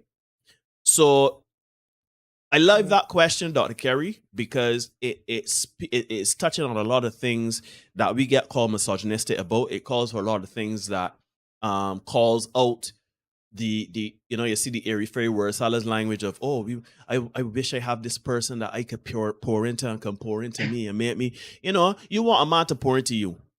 But you're willing. For me, pouring into my woman is saying, babe, you know what? First things first, I will never ever, I told Dr. Kerry this the other day, I will never ever tell a woman what she can or cannot wear. Not Neil Hoy. I will never, ever, ever, unless it is something where we go into an event like it muddy or something like that, or we going to a hike or something and you wearing a pair of shoes and I say, I don't think you understand where we're going. You might want to wear something that's a little different because it can be kind of rough or whatever, like for practical purposes. But I will never tell a woman what to wear when it comes to showing off her body or anything like that. You know why? Because that's who she is. That's how she expresses herself. It is up to me to say, all right, I can take this up and make this my wife, or I can say that's too big for me. Let me left that out. And if you are married to the person, and all of a sudden now you see person coming in a cat suit, see through, he'll be like, all right, well, you're trying something new. Fair enough. If that becomes a habit and a trend, then you got to make a business decision, I think. Here's the thing for me, right? Like, these are problems I've never had, Me neither. I've never had. I have never had these problems, boss. I firmly believe, like, doing this content in the past couple of years has kind of changed me a little bit. Kinda? Yeah. My mom told Marja, I remember September 2021, there, it's not me. Not 2021. No, but you should live, you should learn, and you should grow from the learning, right? Amen. So, these are problems I've never had in my life because going through a vetting process, and you say, all right, how much time this gonna cost me? How much trouble this gonna cause me? How much threat this bringing me? How much toll this gonna be on me? When I run that through that lady through those 4 T's. I decided, you know what, I can laugh this out. So if I go and I see a woman, as you said, as Ramel said, with the inspirational bikini post, I see 2 or 3 or 4 of them there. I know, but yeah, this is the girl for me. There's got to be a girl out there that is going to present herself in a manner that I would prefer. Yeah.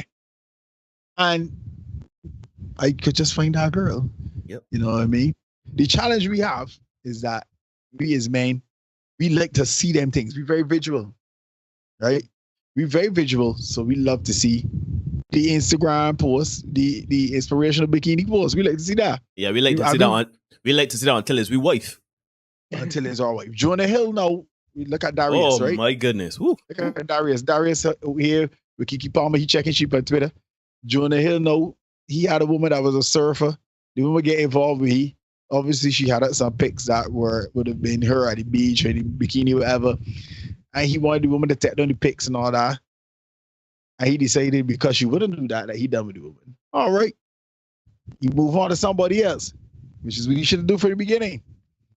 Your ex-girlfriend bring a text from 2 years ago to bring her here to the other day because he had a baby, got a baby with somebody else, right? That's wild. That is wild. That is wild to me. Now here's 2 the years. thing, right? Then there where he got his standards and choosing to move on because she did not meet the standard that he had set. But here's the challenge. You can see this up front. Right. Yeah, man. Yeah. You can see this up front. Why get with a woman who got she ass scattered on Instagram, then to turn around and complain that the woman has her ass scattered on Instagram, and you'd prefer if she didn't have her ass scattered on Instagram. And because she has her ass scattered on Instagram and you are upset about it, and she ain't really changing it, you're done with the woman. You off here. That's really what it is. You off here. We think we've just found a collective known for having all these booty pics and inspirational posts. We call it a scattering of ass. I love it. I love it. A scattering of ass. Yeah, I mean, I think that this is a discussion. You know, it is. I find it extremely interesting that a lot of men, a lot of podcasts, a lot of people are creating spaces where they're having these discussions, right? Now, some are a bit extreme. Some are a little more tame, etc. Right? But they're having these conversations. But because it's men, a lot of people will want to throw in all the terms, all the the isms, the tree, all the different whatever, right?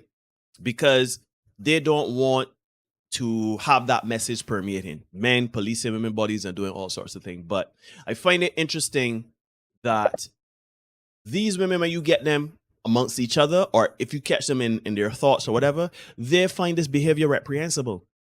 There are some women out there that look upon these women and these behaviors and how these women move and be like, yeah, nah.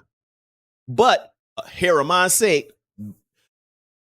no, you can't say that. So my thing about this is, I said, I think very, very early out in this podcast history, I said it.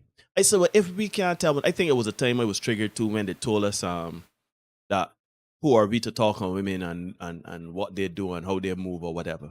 That we got antiquated and misogynist views, right? This is early out.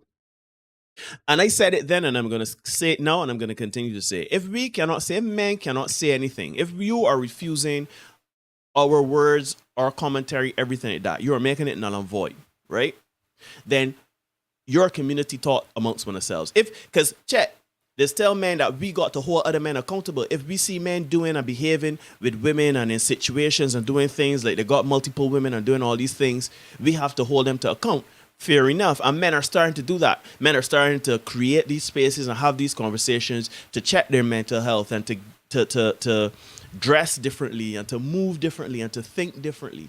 We are doing this it. This is why we have the King's Gathering on the August 20th. Jesus, at the 6 p.m. So you can. I got you there, yeah. dog. Yeah, thank you, man. Yeah. So you can come on out to that as part of this development session, you want to call. So you can come to the King's Gathering, the second edition, August 20th. It's usually Lily Hall, 6 p.m. There'll be forums there on fitness, nutrition, mental health, all those things you can get at the King's Gathering, the second edition, August 20th, Ginger Lily Hall. Carry Brilliant. Can I Go ahead. In the chat, regarding change, and I wrote it down so that I don't forget. So I was seeing somebody saying that we shouldn't try to change. Sorry, I forgot who it was, but you shouldn't try to change a person. I think it was Rianne. Yeah, Rianne, Yeah. correct. Choose the woman you want. Do not try to change the person, vice versa. Correct. Right. So you shouldn't try. That's the thing, because you will see somebody that if they're 10 boxes, they tick off, let's say 4, and you trying to get to like 8 at least. But them other 4 that you're trying to get, it's a little rough to get. So sometimes you're trying to change this person because you like the 4 and you want to be with the 4, but you hoping, all right, as time go along, I could nag this man or I could coerce this woman into changing, ignoring the red flags, right? But the thing is, people do change though when they get into relationships. And if you're in a relationship with the right person, you will change. But the thing is, we like to change people. So you have to, I don't want to use this cliche, but be the change you want to see something. So, Gandhi. yeah, so, when you're born in mid to late 1900s, I'm married. Brother man, you got one more than me, you know. You got one more than me, you know. You got one more than me, you hear? One more. Keep it up. I want to say that Neil Derek and I are the same age, but anyway. You're right, man. You're right. Anyway, we all know what Metamucil is. I'm just saying. Oh my God. But Yo. that's the thing. You can't want to try to change people, but people will change as you go along. Is whether or not they change for the good or change for the bad. And one of the most frustrating things is to try to change somebody. And sometimes you need to be able to take the things that you don't like with the things that you like and say, you know what, she might not do certain things, but at least she's do this other thing. You know what I mean? She's a girl like. Yeah, and I listen. I tell my wife. I tell my wife up to last week. I said, listen, because life ain't perfect. Huh? We have argument. I mean, we had arguments last week. We have arguments, right? Fortunately, we don't have them very often. But I remember telling her, listen, if things in my marriage get real sticky, I know about you, but I'm working hard to keep this marriage together because out there rough. All. Yo, I'll be back out here. I do not. You see all these Larsa Pippins and Tia Murray and all these people, I don't know what I'm thinking. But Ramel Hall, Sandra Hall, firstborn, I ain't going back out in the streets at all.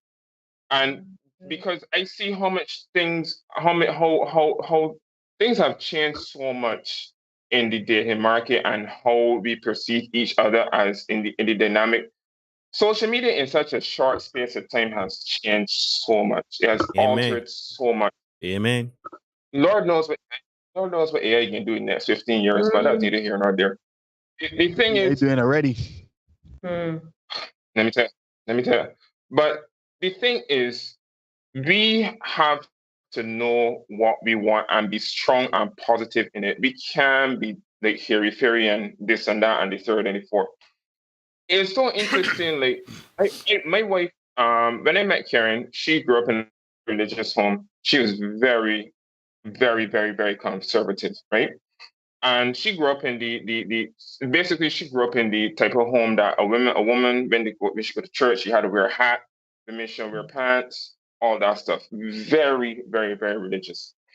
And I had the opposite problem. You guys say, when you see a girl going out and you say, you left him home and dad, don't left home and dad. I had the opposite problem. I had to be like, all right, Karen, let me try and find a shorter skirt. Let me find a shorter skirt. Show us a thigh, man. Show us a knee. I mean, that's the. I mean, fortunately, we don't got a problem. No, I mean, you've been married for a while. But I remember the first time we had an event, and unfortunately, this is people say, oh, you're out there, you're dressing with. I told her we had an event, a church event. I told Karen, let me pick your outfit for this church event, right? we went Rumbridge Town. I think we ended up going to Abed's and we got, I can't remember, is Abed's or one of the places or anyway, it doesn't matter.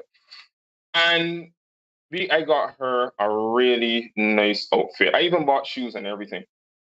Then Karen step out, right? And we get to let me tell you, one of my friends look at me and say, Ramel, boy, my God, how you can concentrate tonight? Like, and I keep bringing it up all the time. I said, people will say, yo, Karen. So the thing is, we have to, and that was changed behavior for her, and I don't do it often, but I say, just once, let me pick a your outfit, right? Because of her upbringing. Now, as time has gone on, she saw her, has adjusted and adjusted, but that was her. That wasn't me trying to change her. That was her. So now she's, when she step out, she's do a little modeling and stuff for me, but that's, I ain't gonna put that on Instagram. Yeah, no, sir. That's for you, though. That's for you. That's for you, daughter. That's for you. Right. So we have to be able to understand that you can change people, but people have to want to change. And that's part of being a good man and a good woman, knowing who you want, what your value is, what do you value, and what you are willing to deal with and what you're willing to protect. Amen. Right. I love that. Right, it's perfect. Yep. Also, a thought just came across my memory. You were saying that, and another thing too. Let me since we on the topic. Another thing too is ladies start hiding behind the guys of the guys or the pretense that a man trying to dull your shine. You see how Romel said he went into town buy an outfit for his woman, and she started to dress or understood what he wanted and everything like that, and started made it change herself, right? But he doesn't post it on the Instagram. I know a lot of women now will be saying, "Oh, my man don't want me to post this on Instagram. My man don't want me to post that. He trying to dull my shine," right? We got again, right? And I know Dr. Karen and I would have had a conversation about this, about toxic empowerment. You have to be very, very careful of what is empowerment, what you call empowerment. Everything in a man trying to dull your shine. Everything in a man trying to control you or police you. Everything in a man trying to, in narcissism, it ain't misogyny. Sometimes a man wants you to be protected. That is it. That is it. Full stop, bottom line. Yep. A content creator, I can't remember right now what it was, right? Who it was. But he was speaking about going somewhere, I think it was Miami. They were going downtown Miami or whatever. And when they were getting ready to go out, he said, "See what you got on there, so?" "Nah, I'm working with that." And she was like, "Why? What's the problem?" Whatever. He said, "Well, we in South Beach. Men out here real aggressive. We going out. We going amongst friends. We be clubbing, whatever. It's going to be tricky to be there to protect you. Yeah, just hold it down." The woman's like, "Nah, you can wear what you want, wear how you want, wear whatever." Right? Now, obviously, they go out, they're partying, whatever, and the man is, he's doing his best to be vigilant, but obviously, because of the type of event it was, he was being called away. Like, I think they were celebrity. Well, he was a celebrity, pictures or whatever. And a man risk, right? And then now it puts him in a funny position now because she can be upset that she get risk at. She can be like, "You can believe bear this man, boom, boom, boom, boom, boom." No, the man going to versus mode. And then too, there's also the school of thought too. Ladies, when you out with a man and a man cross the border, or you see a group of men violate you, sometimes you gotta take the lead from your man in that. Don't be like, "Whoop his ass. You can believe this man tell me, boom, boom, boom." No. Don't gas up. Do not gas up your man to go and fight 4 or 5 men in a place that he is not comfortable with. Right? Sometimes I just find it funny that in some instances, we are called to protect Black women. But when it comes to that protection, we are being told how to protect. Nah. Now we gonna take lead here. You gonna do this. Gonna fight that my battle. Gonna do that. Because he's supposed to be an attack dog, right? Yeah, but that is exactly it. We need to recognize that it's more than that. And Ramel said it earlier. Sometimes you gotta protect yourselves, people from a bad idea, right? I remember as a young man going downtown with my then wife, and because of how she looked, man hollering. Fortunately for me, I stand 6'2". So it's a little and big and black, you know. If I stand 5'8", Oh God. and that's weird idea. Man, my girl, you were on real man here, man. Man. Here's the thing. I stood 6'2", walking next to her. And man was still hollering. Every get yeah, big man, that's you, girl. Oh, land boy, you sure you know what to do with she? Keep she good here, man, big man. And they would get that because of my height. My size is like, all right, I necessarily want to rest with the big man. So, you know, shorter fella, let him pause him, fella. I guess somebody feel like, hey, hear me more. I may come out and say something directly to her, ignore he. So a fella might say, you know what, I don't want to have to deal with that kind of situation right now. Okay. Tail it back a little bit. Because here's the reality. It's just in the list, and it happened, and they may violate the order as a young boys is at school. Somebody come to violate the order. That man is now pressed into action whether he wants to or not. Because can you imagine, right? Like going down the road with a woman, right? Out pops 3-4 men. It's a child boy. Look at that, there, boom, boom, boom, and the man going down the road won't even feel so inclined to grab a behind or do something, right? No, I got to make a business decision. I here calculating, all right, they got 4 men. I don't know what they got. They got on some certain clothes. I don't know what's going on, right? I got to be vigilant. And in comes my ear now like a mosquito. So you going to let her do that? Nah, boy. So you going to let her do that? A man grabbing your woman behind. Here's the real thing, Neil. When you said it earlier, crossing mind, I know you bring it to the fore here again. You as a man also have to recognize the threat of violence to you is significantly higher than it is to her, you know. Yo. We did a short with a man that took out a young lady to a party. She went upstairs with 2 young gentlemen other than him. And they were having their way with her. And he decided that he was going to storm the room. He went in. These 2 young men were naked as the barn. Back here open the door, so all up. Pass. He gone in. And these 2 men wash him right off, erections and all. Burning hand and thing, beating. Right? I literally beat the brakes off he. I dismiss he. Here. You ever seen Barbados? No fear the heart. No fear the heart. He ran up in your room, right? There was another clip with a woman who was talking to a black man at a hotel counter.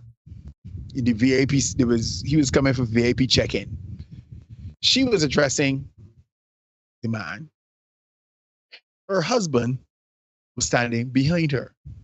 She got into the black man's space, a Rasta man, because they thought they should have jumped the line ahead of the Rasta man. She got into his space. The Rasta man knocked out her husband. He didn't hit her. Can't hit her. Knocked him out. Okay? So again, the threat of violence to men is significantly different than it is for women. So yeah, women, you people will come and holler at you to make harass you or whatever. But your man has to be prepared to risk life and limb. And we've saying that, yo. Yeah, so when a man come and say to you, yeah, babe, I don't know if this is the best outfit for tonight. But he has needs to say about trying to dull your shine. Danny, my insecurity or what small male ego, small the what is it? Yeah, I can't remember. Small the energy. Yeah, small doggy and doggy energy, small doggy energy. This man trying to protect you and also by extension, his investment protect himself because no, he does not have to go because you booking he like fights that use donking. Looking he for fights that he don't know nothing about. He was Dana White. No, Derek, you brought up that. I remember, I know as a video, we haven't covered it. I don't think we covered it. But it was a situation with an NFL football player, or a former NFL football player. He was, his girlfriend was at his property or his mother's property. Travis Rudolph. And was trying to get in the house and trade a thing and whatever. And the man was like, look, go from a place. He closed the door. And she tried to force her way into the house. And obviously by doing that, he kind of just pushed her out the door. There is a Ring doorbell footage of that, right? He pushed the woman out. Woman get up on the phone, call it brothers, yeah, man, spend the block, shoot everything. Everything in here go all day. Right? No, she didn't call, she texted. Right? So out come the goons now. Man come, man knock on the door. Brother answer, so what Travis is in here. Travis in here. Right? And the man start to pull out weapons. So my man Travis said, bet. I got the bigger gun. And he there's his mother space too. The mom went and, you know, unfortunately one of the young man, I think it was the brother too, that died. So no, the woman was on the man was on trial, and it came to light that the woman essentially was the catalyst to that entire situation. Ladies, I understand, right? You don't like to feel disrespected, and you feel that a man must protect you. That is all fine and good. But protection and the dealing with violence, let the man handle that department. Them is head of that department. As Derek said, don't butt the man like use Don King trying to go. You bucking me and Derek gonna fight Mike Tyson. Well, she wasn't book. She didn't start booking. She wanted to lay hands, like the videos that Derek had. Yeah, because she hit him. No. She wanted to get through the door and lay her own hands. Yeah. She started hitting him from the gallery, from the door. Right. But she brought her brother. She brought the brother and the friends. She brought the brother and the friends for the fight door. Crazy. But then they know the man had Bruce Lee and the clip. You understand? The hard part about that entire story is that she's actually a married woman. That my mom was talking. Yeah. She was a married woman. And on stand, the woman took zero accountability for it, you know. Zero. So Derek say what's accountability? So ladies, in summation, we want you to do better. We want you to be better, and we want you to be wives, right? We have a black community, and you ask us to protect black women. In that protection, we're going to call for standards, we're going to call for accountability, and we're going to call for responsibility. And in that, it may not look like you twerking and longing out your tongue and talking about mind going the vagina and all sorts of things. Yeah? So if that's the life you want to live your life. But if you want stability, if you want a husband, if you want protection of a man, and you want the masculine energy that you keep saying you want, you're gonna got to change up certain things. I don't come with but the men ain't ready enough, and the men don't lead how I want them and lead and nothing like that there. So because a lot of women put on the cloak of masculinity, and because they're living their life doing things for them and being masculine and they're paying of bills and protection of themselves and security, all of a sudden no. When a man come along and his way of doing things as a man is different than how you have been doing things in your masculine, your fake masculine, all of a sudden now you comparing true masculinity to your masculinity, and you saying this man ain't man enough nor he ain't ready, right? I just saying, if you want certain things, if you want to play a game, you know, like they say at the when you at the carnivals, you see you gotta be this tall to ride the height. You gotta behave a certain way to get up on this right. I am sorry to say, yes, I understand. You look good. You're sexy, you're attractive. You want to be out on the gram. You want attention. You want validation. No problem. That is fine. You want to post all the bikini pics you want. You want to talk about what you put in your vagina. You want to do whatever you want to do. Do that. But when the men only coming to you for one thing, don't be vexed and say men ain't ready or ain't up to snuff or whatever like that. And certainly if you have a man, let him protect you and let him ensure that the way you move about, and this is a fascinating conversation because you know there are certain situations women that say things like, you know, my man ain't man enough. He's let me get away with beer murder. He don't keep me in check. I want man to keep me in check. Because that's the thing, you know. A lot of this misogyny and patriarchy, we really hear a woman, some of these women say, I want man to keep me in check. I want a man to tell me, no, we're not doing this now, or here's where we're going, or you want a man to tell you, babe, I am picking you up. I am just like Ramel going to buy you outfit, send you money for hair and nails, and I come to pick you at 7 o'clock. We're going to the cliff, Cupid Bistro or whatever, and this is what we're doing. Be ready. You want that. Yeah, I like that. I like that initiative. I like that control. I like that assertiveness. But when he wants to, babe, what could there? Sure, maybe don't wear that. Or maybe kind of dial down the masculinity when they come home or whatever. It's like, oh, you trying to tell me what to do now? Oh, you trying to... The thing is, sorry, Neil. Sorry. No. Go ahead, brother. Go ahead. The interesting thing is that, you know, females they would they would say that they want certain things, and then when they get it, they don't want it. I don't You want know, it. it's a really interesting dynamic. They don't want a man to be so rough and domineering, but then when they get a man that they could dominate, it's be an issue. Too soft. One of my former pastors used to he used to teach. You know, when you it's in a woman's innate nature to want to try to control. I was going to play Bible verse, but I didn't remember. You know, when they talk about Adam and Eve, you know, if you don't, a woman would try. Is a woman is in a woman's? I will pull up the thing and try to find it later. Is in a woman's nature to try to control a man, and if he is not strong, and she will try to trot on him. It's something along those lines, right? But the problem is that that's not what women want. That's not, they think they want that, but that's not what they want, you know? And the unfortunate thing is that when they get a man that they can control, then they don't feel satisfied, they don't feel fulfilled, and then they don't know why, and then they're miserable. My Karen will always say, she would not have gotten with me because she has a strong personality. She doesn't seem that way, but she has a strong personality. She would not have gotten with me if I didn't too have a strong personality, because she told me she would be trying to push my buttons. And there's sometimes that even though she purposely is, I remember Derek was talking about the chaos, the chaos. Yep. I don't remember if it was Derek or Carrie that talked Chaos about it. of a woman. Yes. Chaos of a woman. Mm-hmm. No, she doesn't do this often, but sometimes she does things to purposely try to push my buttons. And then, you know what gives her away is that she's got a little smirk on her face. I say, I see you, you know. But what happened is that, In like, these for spaces, example, we call it a shit test. yeah. I just fail them all the time. So, I just fail them purposely. They don't study for them. oh no, it's difficult.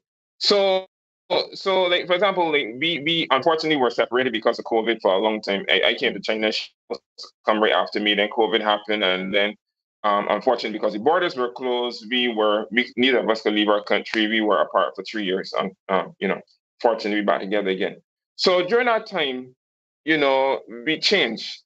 So I laugh because, again, you guys were talking about the logic of men. I am not a neat freak, but I like things done in a particular way. I am very organized. So then when Karen and I moved back in together, it was almost as if we were boyfriend and girlfriend again, moving together for the first time. So she literally brought her chaos into the apartment. And I was so then it had to be like I had to make that adjustment, right? And again, there was a lot of clashing, my grandma used to say tongue and teeth has got words. And we had to decide how we would maneuver and sing. But I wanted to use that point to talk about some things earlier in the chat. And again, I can't remember who it was, that women are always taught to be right. And it's not necessarily that it was never said in those words, but it's how society has conditioned us to think that women always right. How it's portrayed in the media, how it's portrayed in songs, how it's portrayed on TV shows. There's this old joke, when a man do foolishness, the woman is get vexed and the man is gonna apologize. When the woman do foolishness, the man does get vexed. The woman does get vexed, that the man get vexed, and then the man is gonna apologize. He got apologize. Yeah. So because that's how we have been conditioned to think.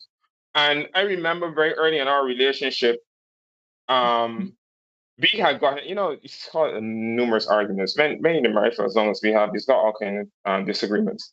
I can't remember what we were arguing now. And he got mad that I was mad. And I remember we were driving on our way to Sheraton. And I was like, no. We ain't doing this game. We ain't playing this game. You can't be vexed that I vex. This is how we're doing this. But the thing is, a little part of me was like, she's a woman, So it's hard for she to be vexed at me being vexed. And I say, wait, Ramel, nah. If it is you, it ain't gonna work that way. She will be vexed and she'll be justified in being vexed, and there's nothing that you could do about it. So how dare she be vexed that you vexed? And I had to be like, no. That's how it's working. You can't be vexed because it's something that you do. That's how this happens. Yeah, that's how this is working. That's how it is working. And I had to establish that. So I had to be confident in myself. But unfortunately, we have been socialized so much to say, all right, you know what? Yes, dear. I know, dear. You're right, dear. I'm Happy wrong, dear. wife, happy life. Yes, exactly. And not happy house, happy house. We forget that the men need to be happy too. Mm-hmm. Yep. That's the problem that we have. So it's not That's that it. We only anybody tell say, half truths. You see how you had to finish that yeah, for me, Romel? We only tell up the yeah, happy wife, happy life part. We don't go happy house, happy Yeah, spouse. because that is yeah, empowering. That puts the onus on making sure that the woman alone is happy and that she is fulfilled and that she is the praise. We just lie. yeah. We lie to ourselves. Yeah, we don't care about the man. And then you say, oh, but you know, I love the strong silent type. Oh, my man is a strong silent type. He don't. He's like, no. He's be strong and silent to you. But when he go down the road with the fellas, You're he in is rum talk. shop. He hit 2 liquors and all of a sudden now he open up. Yeah. You know what? It's funny, right? Because and that is another important part, right? Because and I may have mentioned this at the start of our podcast journey. I remember telling Dr. Carey this actually. I remember telling her, and I told some other people too. Men are told that they have to be more vulnerable, less stoic, more in touch with their emotions and feelings. They have to be more assertive. They have to be more direct. They have to be more commanding, willing to lead, etc. Right? But yet still, in practice, society is telling us, yeah, but he shared too much, no, though. I mean, my cry done with that. He got to figure it out. Shoot, you ask a woman on the street, your man come home and see he lost your job and he crying to you, well, how you would respond to that? Some women would tell you, yeah, but what we doing? How we can? They're not going to look at the fact that the man is in pain at the moment, and you know, they want men to be in touch with emotions, but they're not willing to have that man. As I say, everything has to be contingent and convenient for the woman. Everything has to be on her time and dime. So I must lead, but when she wants me to lead. I must protect when she wants me to protect. I must provide when she wants me to provide.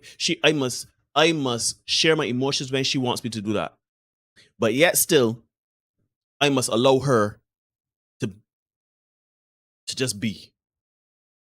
Yeah, but they say that women want the authority of men, the privileges of women, and the accountability of children.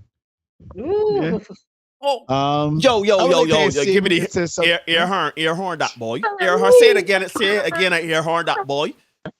Yeah, they say that women want the authority of men, the privileges of women, and the accountability of children.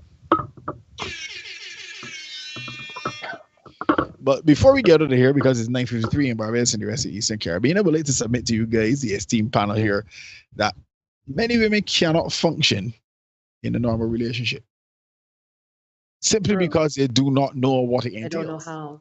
Mm-hmm. They don't know what it entails. Right? They need and prefer dysfunction because that's what they're accustomed to. So when Ramel says, hey, you know, they get the man that they say they want and then they don't know what to do with it, they literally don't. Right? And I asked the guys earlier today, so it's interesting that this comes up. How many times have you gone out with a woman or done something for a woman and then, you know, it's something that you consider rather basic, rather ordinary, and then she says, you know, this is the first time that anybody has ever done anything like that. Yeah. You know what I mean? Yep. This is the first time that I've ever experienced X, and it's something so basic to you. Or that is refreshing. It's so refreshing, and this doesn't happen to me. You know what I mean? So a lot of women truly do not understand what it is like to be in a normal relationship. A lot of them just dealing with dysfunction. So they can't operate in any other way. Yeah, so again, this comes all the way full circle. This is why we as men, we need to take charge. We need to be able to lead, create those economies, build those communities, and then leave behind those women with whom we are unable to build. Folks, let me do the outro now because we got an outro video to show.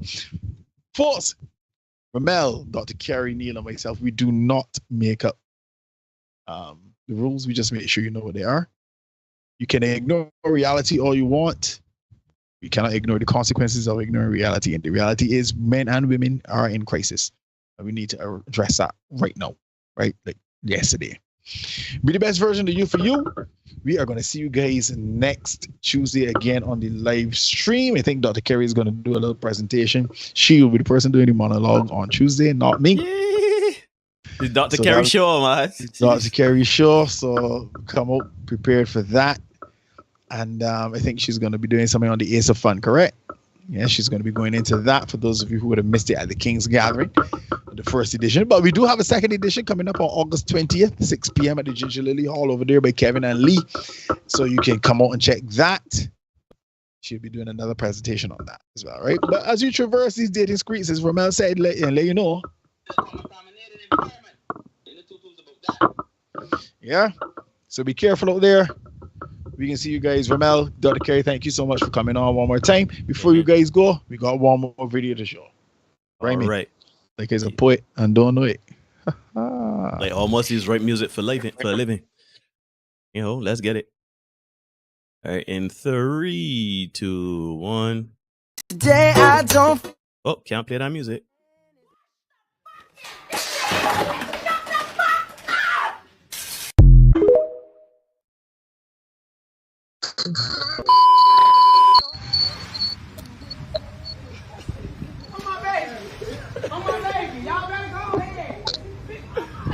Dumbass.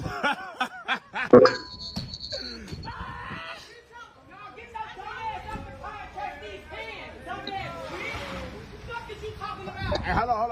I hit my car, bro. My baby hit my car. All you gotta do is touch this bitch. Oh, my baby hit it. Oh, my baby hit it. Oh, my baby hit it. Hit it. I did. Oh, my kids in ain't for the movie. In ain't for the movie. In ain't for the movie. Because if she hit it, it's dead. I'm gonna drag that bitch right out of her.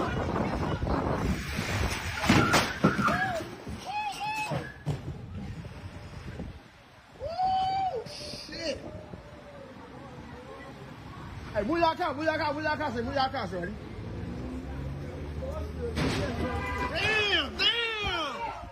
Damn! She flipped the whole truck. Yeah, you dumbass bitch! You dumbass bitch! Be that. I ain't even got one, baby. I ain't even got one. Hold up.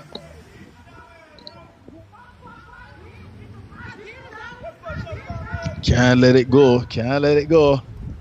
She just tweet. Just angry. With your black racist ass bitch. And you almost just hit my motherfucking car with my kids in it. Lucky mama you ain't just hit it because I be beating your dumb ass.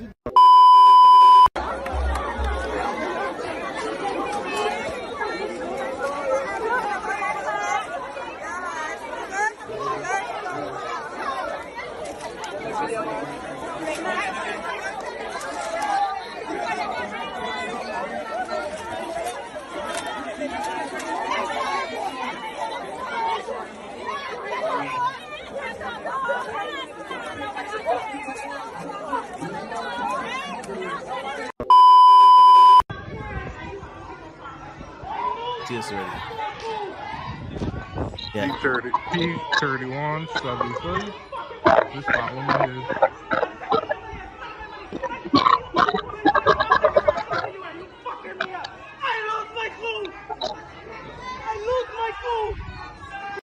She lost her cool, man. Lost her cool.